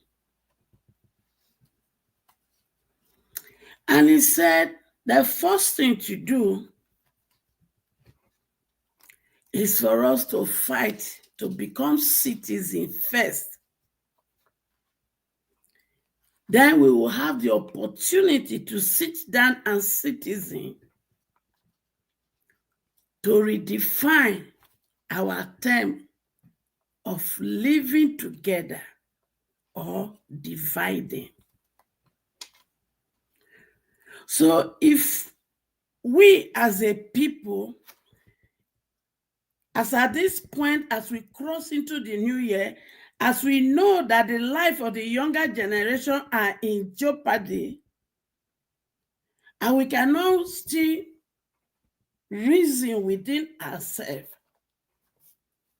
that the division we are clamoring for is not going to be possible, since the country we are talking about is not a tuber of yam where each one of us will carry a knife to come and cut ourselves out. There is much wisdom in every statement that came from Dele Farotimi today.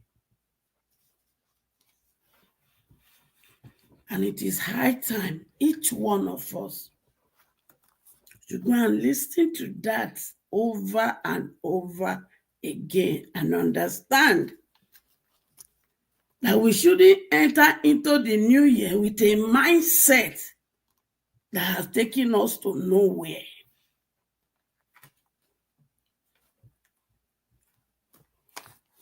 Because it is only when we have collectively rescued ourselves from the hands of the monster and the oppressors, it is only then we'll begin to think of living a better Nigeria for this younger generation and for our old age or a divided country. But if any of us is still going to enter 2025 and still follow the same drum they've beaten for us, and we're still going to be dancing that same music, we will go nowhere. And the time we are supposed to strategize and begin to plan and execute, we'll begin to still dance the same music. And before we know it, 2027 is in our face. So, for those of us clamoring for division, from what Egbon Dele Farotimi has spoken today, put that in one corner. Let's fight as a people. Now, there's something I used to say. When we look at the map of Nigeria, nothing changed. The only thing that have changed is us Nigerians. It is us.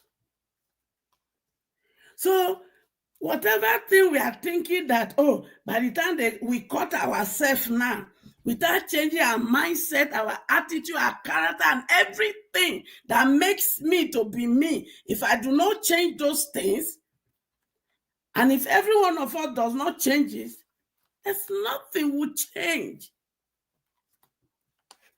We are the cause of the problem in Nigeria. As we point hands to those in the political environment, we should also know that 4 is pointing to us. So like rulers, like followers, those people didn't get into power without us being architect of how they get there. The evil they are perpetuating, the looting and everything that they are doing, is not going to be successful if 1 or 2 of us did not partake in their doings. How do we treat those we call house help? How do we treat our workers? Because it's the same thing that those who are in political power are treating us. So as we round up this year, let's know that we have a generation we must fight because of. If you have no reason to fight, if you have no reason to want to work together as one, it is time we have reason. Because me as a person, I won't find it funny if we enter 2025 and we are still going to begin to dance to this their reading. I was in this space a few days ago and I was saying that when we begin to divide ourselves with this tribe, we don't even understand the chaos we are even creating for this younger generation. Because majority of us are product of intermarriage from different tribes. And now we have allowed this wicked oppressor to use that to sow seed of discord in us, that some of our younger ones are having struggle in their relationship because they don't know what the outcome will come. It is only in the last election that I know that women are now the owner of a child in Nigeria, which was what was displayed in Lagos. And now we are still going to cross over with the same narrative. Let's stop. Let's fight to first of all gain our citizenship first as a people before we begin to sit down and have a constitution that addresses the problem. And what is the problem? Injustice, unfairness. Tell me which part of Nigeria that we don't really suffer this thing. I want to know. And that is why in my own definition, I say there are only 2 tribes in Nigeria. The tribe of the oppressed, which me and you belong to, which me and my children belongs to, and the tribe of the oppressors. And in the tribe of the oppressors, there is no division among them, neither by religion or tribe. They marry themselves, they go to party together. Look at during this period, didn't you see them felicitating together? And yet we are still running with the same seed of discord they sow in our life. Look at the Niger Delta, where the money they spend and lavish comes from. Are we not suffering over there? US, where some of the places they get oil from, like Alaska and all, There's citizens they benefit from whatever that belongs to them. There is a particular check they get because they are from Alaska. Not because they are from Alaska by just birth. Once you even go to Alaska and stay there for 1 year, you are qualified for that same benefit. What is the benefit of those of us that are from Niger Delta? Nothing. Our lands, our waters are polluted. Look at what happened in Oklahoma community. And that is a community where crude oil comes from. So I want to appeal to every one of us. Let's fight collectively to rescue ourselves from the oppressors first. Then we cannot sit down and structure a constitution that gives room for referendum, and also structure a constitution that will accommodate all this unfair treatment, injustice that is ravaging us. Because whether you believe it or not, if you go to the north, if you go to the south, if you go to the east, if you go to the sixth political zone of Nigeria today, you will see the tribe of the oppressors and the oppressed. So why are we talking as if it is only one particular place that is suffering, when we know it is a group of people that have teamed themselves as a cabal that are behind it, and they are few. If only we can understand that they are few, and we must resist them with every breath that is in us, and rescue our nation from their hand, so that our children will not serve their children, because they are already setting the pace.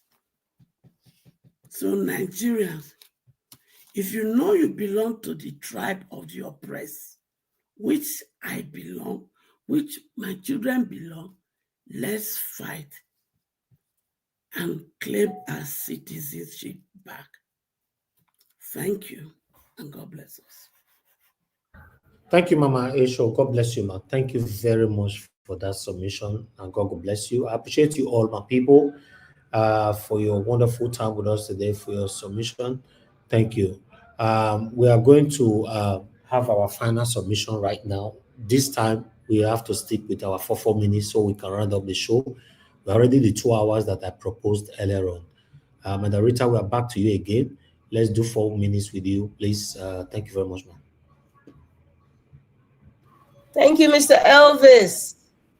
I'm still going to refer back to Dele Farotimi's note. And I think Madam Patricia, first of all, sorry, I forgot to even mention Mama Hecho, Merry Christmas and Happy 2025.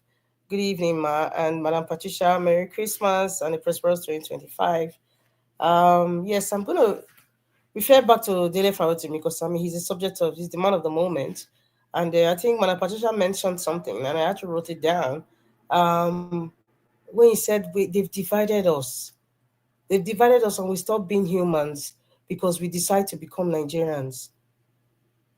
For what I see, prior to 1914, this is my own interpretation of what he meant by that statement.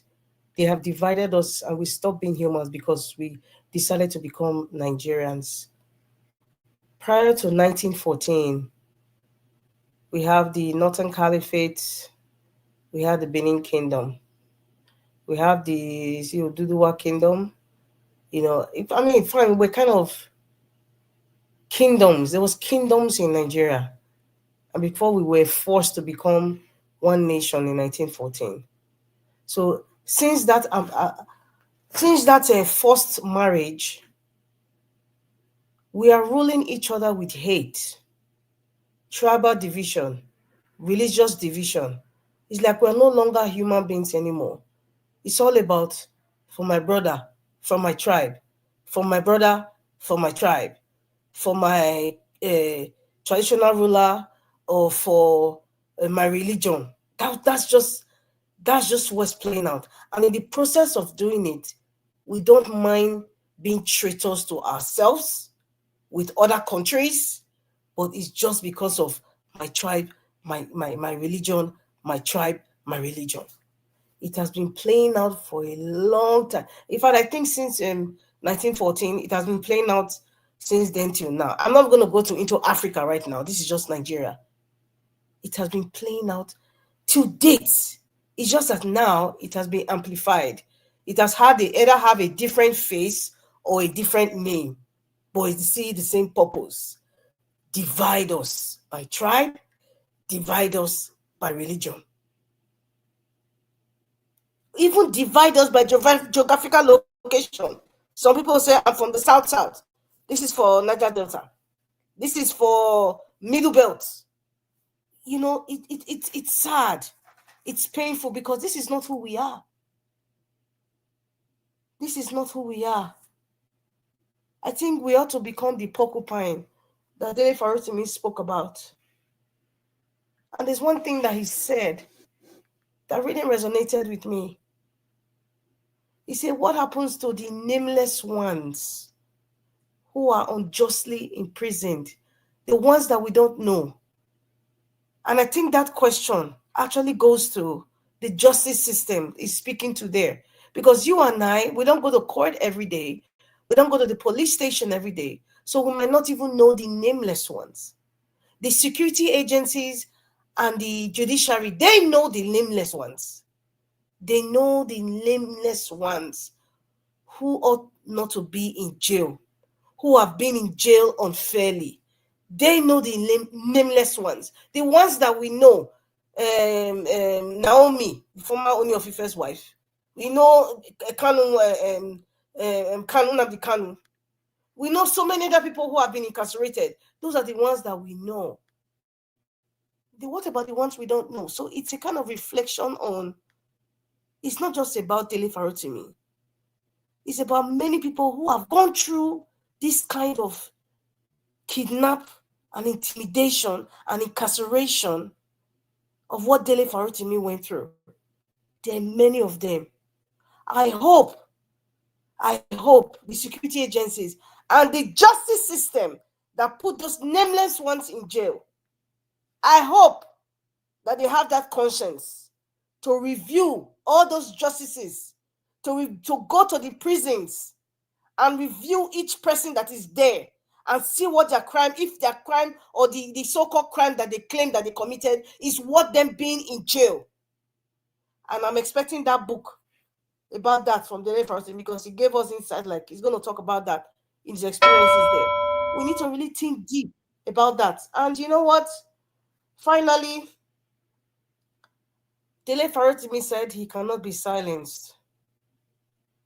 All of us, we cannot afford to be silenced, because silence in the face of injustice validates the abnormality that has become us. Thank you very much, Mr. Elvis.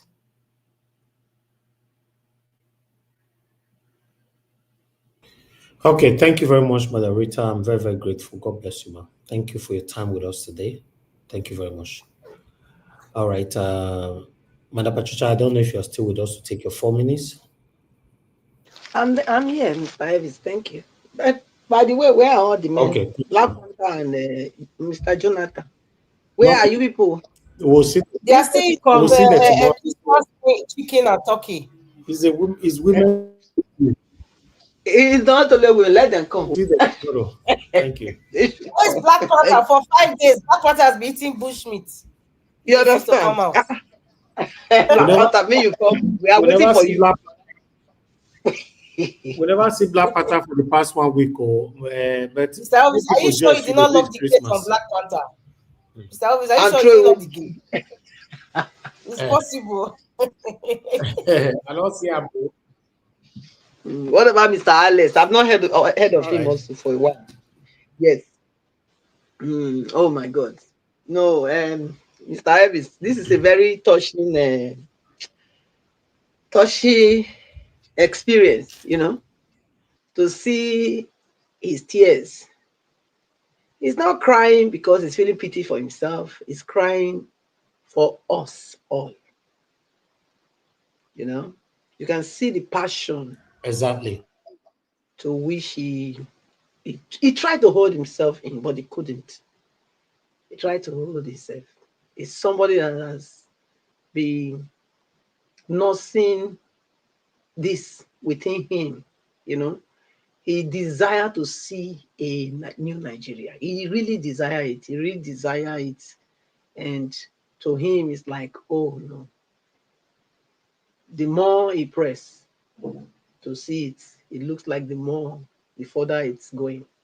Hence, he called for that first for us to come together, so that we can eventually fight this monster. Yes, I'm agree to that. I'm not against we coming together to fight the monster off our shoulders or off our necks. I'm not against it, because that's the only way. But the other thing is that we also have to, if we are going together to have such execution, then we must also agree that after that, not that when we finish, we start changing maths. Oh, we don't fight the fight, win together. Now we can continue to be the same.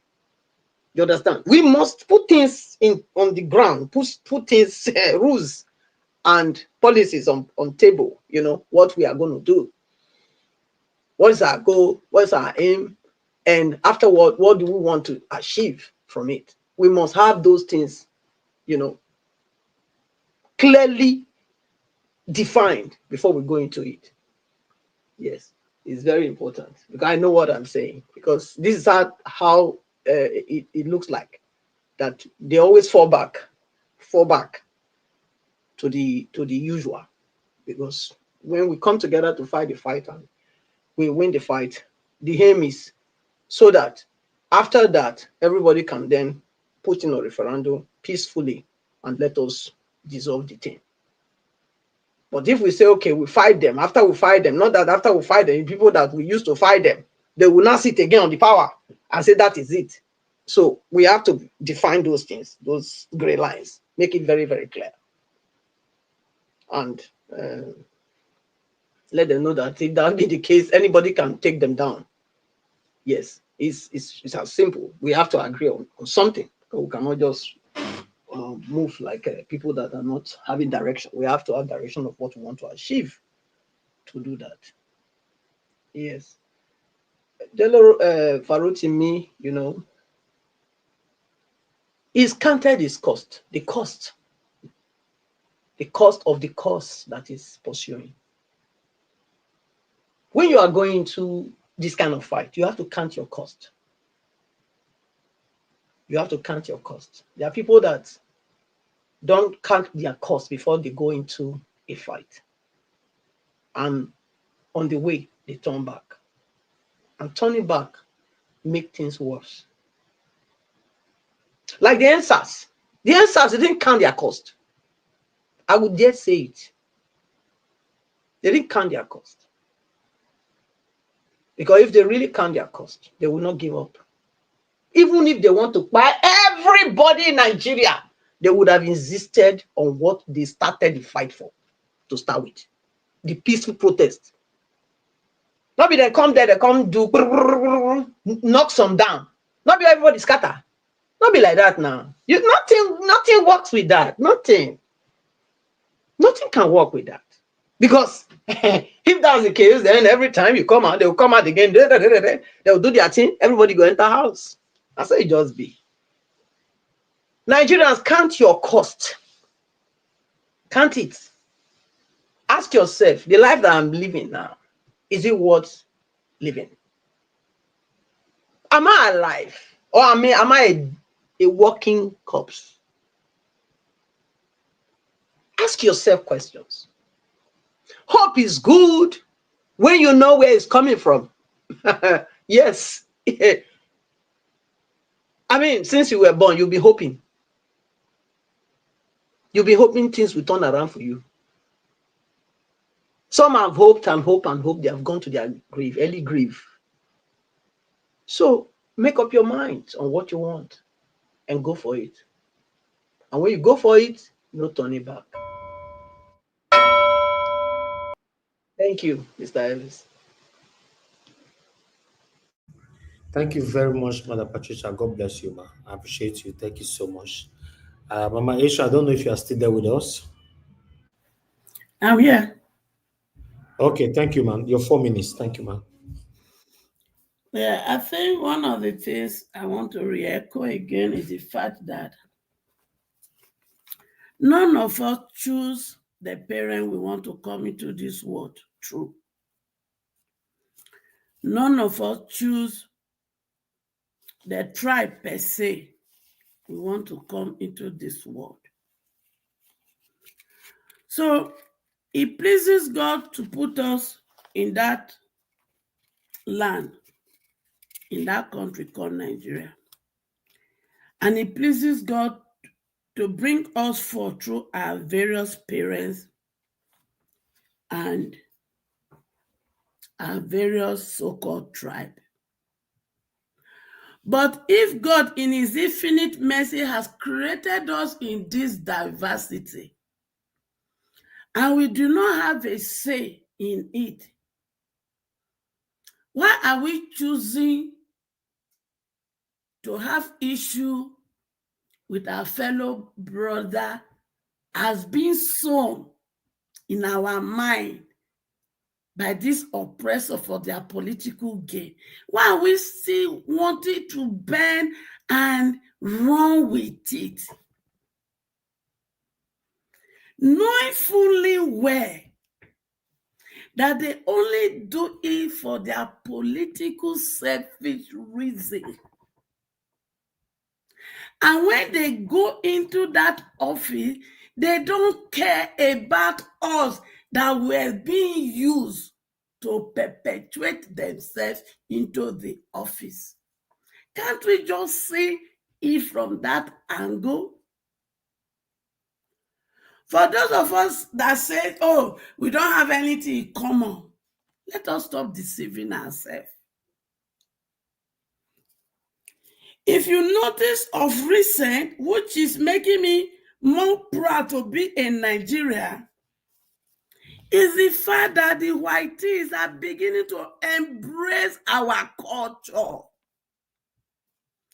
They are beginning to embrace our food. And yet, we are not seeing the uniqueness in all this.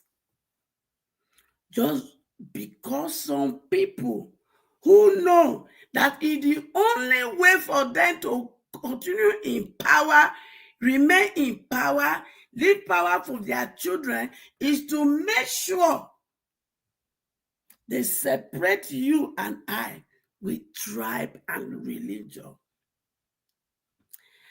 And they don't do it with empty hand.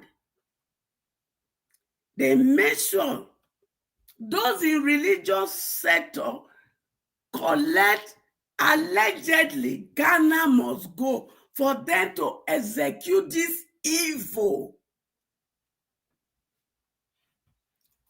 And we no one get sense.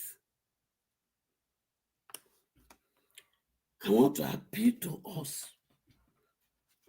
There is nothing wrong with us being a different tribe. There is only one color of red oil that flow through our vein, flow through us. Because if you take razor blade to slit yourself now, your red oil that will come out of you is not different from mine.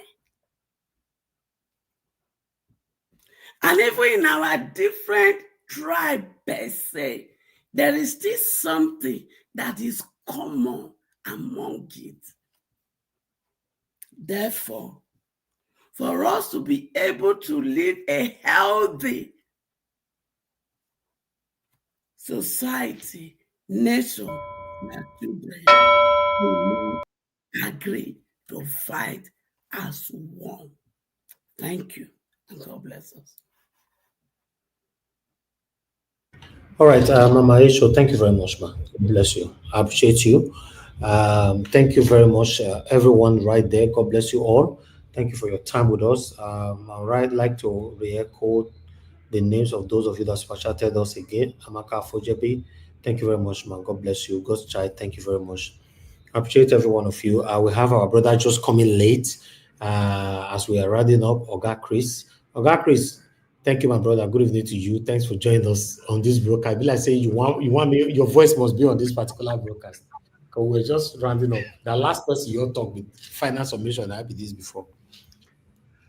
Yeah, Mr. Javas, good evening, sir.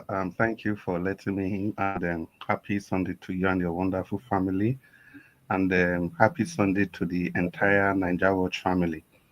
And the people in the comment section, I want to say good evening to all of you, and I hope we are preparing for the new year. And everybody listening to us from everywhere across the globe, I want to say good evening to you all.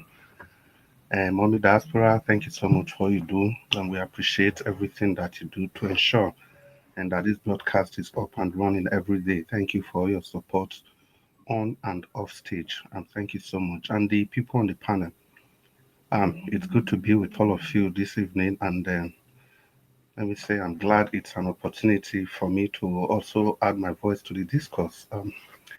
First and foremost, I wasn't able to. Yeah, Domo sir, I So wasn't able. I'll just let you give your submission, then we can round up from there. So just talk when you are done on your own, then we'll take it from there. Wesley. Okay. Well, I even though I didn't listen to everything you played, but obviously the picture on the screen says it No, no, all. no. Dele Farotimi, did you watch the video this morning? Yes, Dele Farotimi's video. Yeah, that's what we're talking about. Yeah, I Yeah, watched where it. he burst into tears and Yeah, all that. Yes, that's what we're talking about. Yeah. yeah, I watched it. Yeah, like I was saying, the picture on the screen says it all. You know, for me, I've been trying to look at this picture carefully, but sadly, I can't see Dele Farotimi's face. I think that's the problem. I've tried to use different glasses, different magnification. I've even used a kaleidoscope, but yet I can't see his face. Unfortunately, the faces I'm seeing are the faces of those many Nigerians that are going through the same thing or things that are even worse than this. And as we speak, they've not had any form of reprieve and they've been going through this for years unending. They are there, nobody's talking about them. Nobody is hearing their screaming. Nobody is even aware that they exist in such places. And most of them are passing on. And nobody is remembering them. No epitaph is written about them. No single word is being said about them. They are there, they are bound in the society. And sadly, most of these people, they are not just people that we don't know. Some of them are even great people, and some of them are people that you don't know at all, and some of them are in between. Because when the Nigerian state comes for you, there's hardly anything you can do. They've came for different people before. The only difference is that if they come for the people that are already popular, that everybody know, we all can talk, sometimes loud, sometimes in hushed voices. But most of the time we are helpless and we can't do anything. Because as we speak, there are still so many names, known names, that are still suffering this cruelty of our justice system. And permit me to add, of our criminal justice system. And from time immemorial, excuse me, since the inception of our great nation, so many names are bound. If we just want to go back to a little bit, let's say in the late 80s, when the military style of governance was at the um, was most pronounced. Remember the likes of I would like to use his own namesake, Remember a certain Dele Giwa from Edo State of those days till today. Nobody can tell what actually happened to him. But obviously it was Nigeria that happened to him. No justice, nothing, nothing. So many of them. Is it Bola Ige that we discussed the other time till today? No justice, nothing, nothing, nothing. Look at Kanu Wanko, the one that is currently the preoccupation of the Nigerian state. Nnamdi Kanu, sorry, he's still there, and no justice for him. Even as bad as the criminal justice system, they've given him freedom, but the state has decided otherwise because there are people that are bigger than the laws of our land. And as long as you have that style of governance, any country at all, be rest assured that you are not moving anywhere. And people from Denmark, yeah, you understand, I've said this several times. I think Madam Patricia, and you understand the Danish society, they wrote that med laws kalmar land bygger. It means it is only with law that you can build your nation. At the time, nations are built on the whims and caprices of the people in power. These are the kind of things that you get. That is why somebody, after a highly competitive election, somebody can wake up, national election for that matter, somebody can wake up, or a group of people, they can wake up and decide to switch off the beavers. Until today, nothing is being done about it. It's not just happening for the first time. We don't expect it to happen the same way every time. I think the beavers was also switched off in 1993 during the MKO Abiola's election because it was exactly the same thing. MKO Abiola clearly won the election, and just before, on the eve of the announcement of the final results, the beavers was switched off, allegedly by the military junta spearheaded by no other person that the evil genius, the Maradona. Of course, you all know his name, Ibrahim Badamasi Babangida, the Mina-born emperor. And 30 years later, 1993, 2003, 2023, the same fate befell our great nation. This is to tell you that it has been like this from the beginning. It's nothing new. And from that time, in between these 30 years, so many other things, uncountable, they've all happened. Is it all the elections that are taking place between that 30 years? Just selection, selection, selection, and selection. Like what transpired in Edo State, completely shambolic. And what even scares me most in the election that happened in Edo State, even the people that are claiming that they were rigged out, the people that are celebrating the victory, none of them is recognizing the fact that the election, the entirety of the election was was fraudulent completely. But they are all pointing to they are holding on to their victory.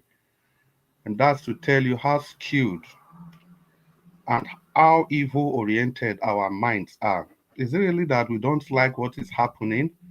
Or what we don't like is that we are not the one perpetuating this crime? Or what we don't like is that as long as it happens to any other person that we don't like, it is fine, it can continue. The reason I say this is that you see, we all saw what happened in Edo State. We saw that the two leading parties, they were all involved in vote buying, in malpractice. But today, the malpractice is being discussed as if it was only one party that did that. It was a clear case of the mightiest rigor took over the day. Even the Labour Party that's supposed to be the third contending force was even worse off because the trusted generals that were supposed to be on the field betrayed the people. So this goes to just show that this is the nation we are in. And not until we wake up to the realization that it's only this nation that we have, that we must have to fight for its soul. There's just nothing. It's like moving in circles, moving in circles. And like Dele Farotimi rightly said, he said he used to think that he was the porcupine, well protected, No animal in his craziest imagination will want to go after the porcupine. Of course, if you do, you're going to get a very good pushback that you will live to remember for the rest of your life. Dele Farotimi said he thought he was that, but he now realized that from this incident that happened to him, that there are so many porcupines laden around the society, laden around every nook and cranny of the country. But the question is that all these porcupines have been divided with religion, ethnicity, and it was at that point Dele Farotimi busted out in tears because he can see clearly that this is not who we are, but the people in power, those that are bigger than the law, they've been able to, you know, I don't know, they've been able to divide us across ethnic line, religious line. But I want to ask myself the question, are they truly the ones that have been able to achieve this feat? Or we as a people, we have that inherent characteristics, we have that built in us? Is it just only about the leaders?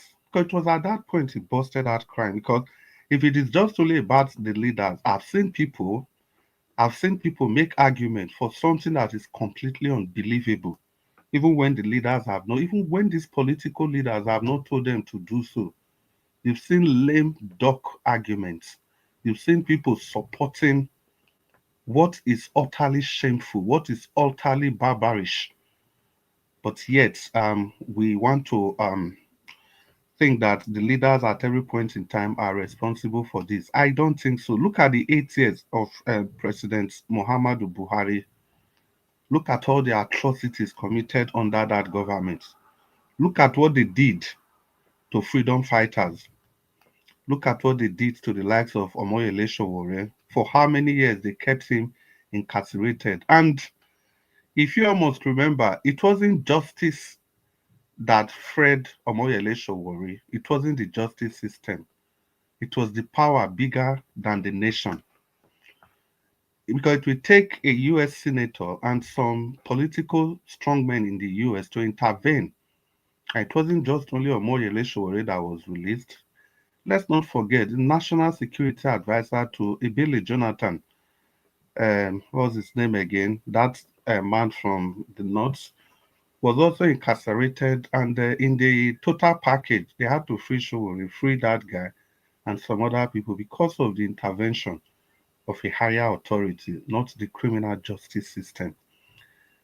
Now, I'm using Omoyele Sowore as a contact because he also represents the kind of fight that Dele Farotimi has been fighting for.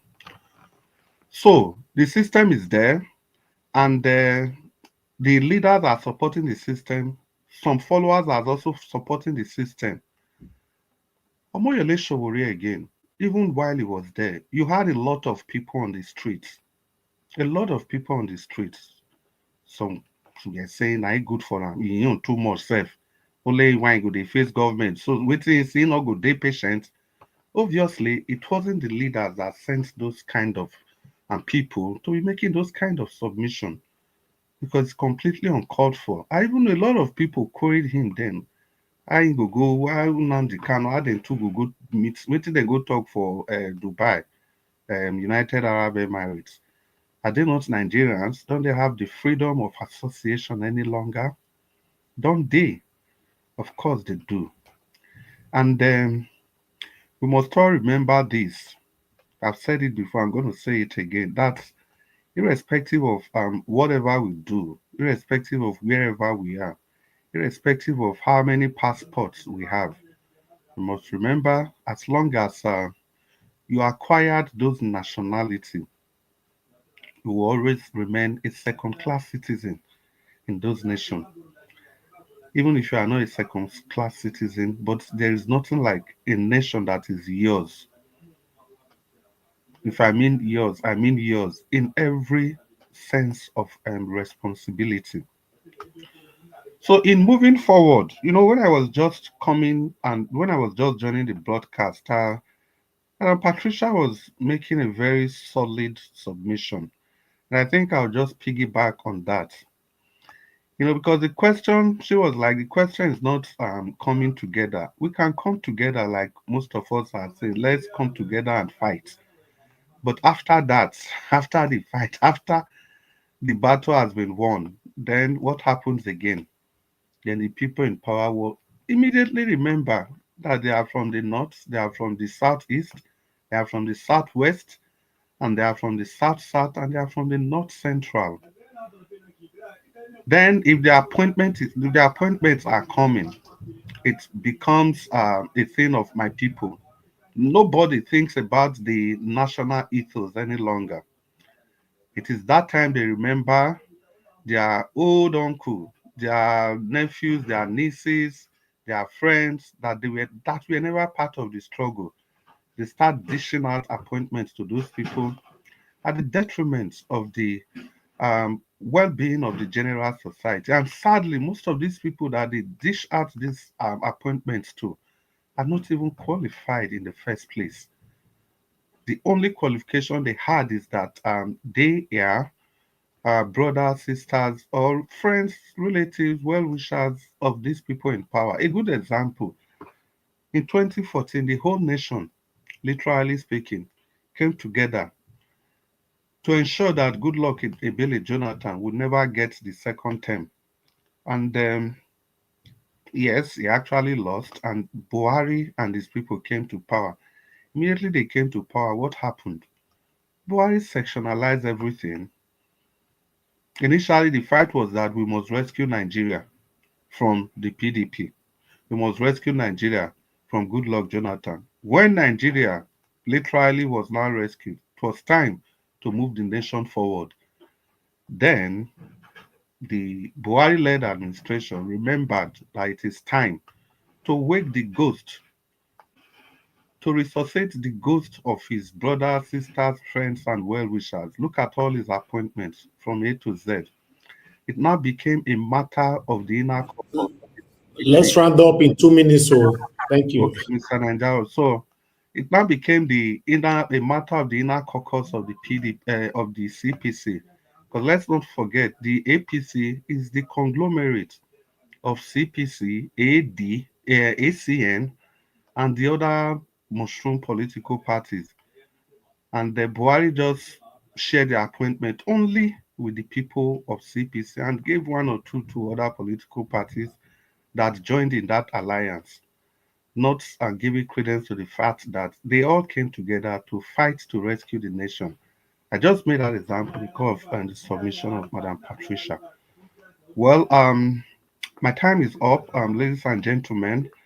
It's another time to be with all of you. Mr. Nanjaros, thank you for giving me the long opportunity to talk to Nigerians and to add my voice to this. In closing, I want to say this. There is a Dele Farotimi in every street of the nation. Ladies and gentlemen, boys and girls, good evening. Thank you, sir. Thank you, my dear brother. Appreciate you. Thank you so much for all that you do. Thanks for coming in to put a voice to this today. God bless you. I appreciate every one of you that put a voice to this. Madam Rita, thank you very much. Madam Patricia, Mama HO, God bless you all now. I'm very, very grateful. Thank you so much, my people. Those of you that supported us, Amaka Fujebe, God's child, God bless you once again. Thank you so much. Mother of all Mommy Diaspora, thank you very much, Mommy, for all that you do. Thanks for being there with us today. We appreciate you. Thank you so much, Tony Africa, Michael Abba, then we have Madam Ahmed Bright, Mike Akinbare, Stella Masevedo, and many others. Thank you so much, James Men, thank you very much, Peggy Modi, and many others. We've come to the end of this broadcast. I'll see you guys again tomorrow. Fingers crossed, 7 p.m. Nigerian time. We continue from where we stop.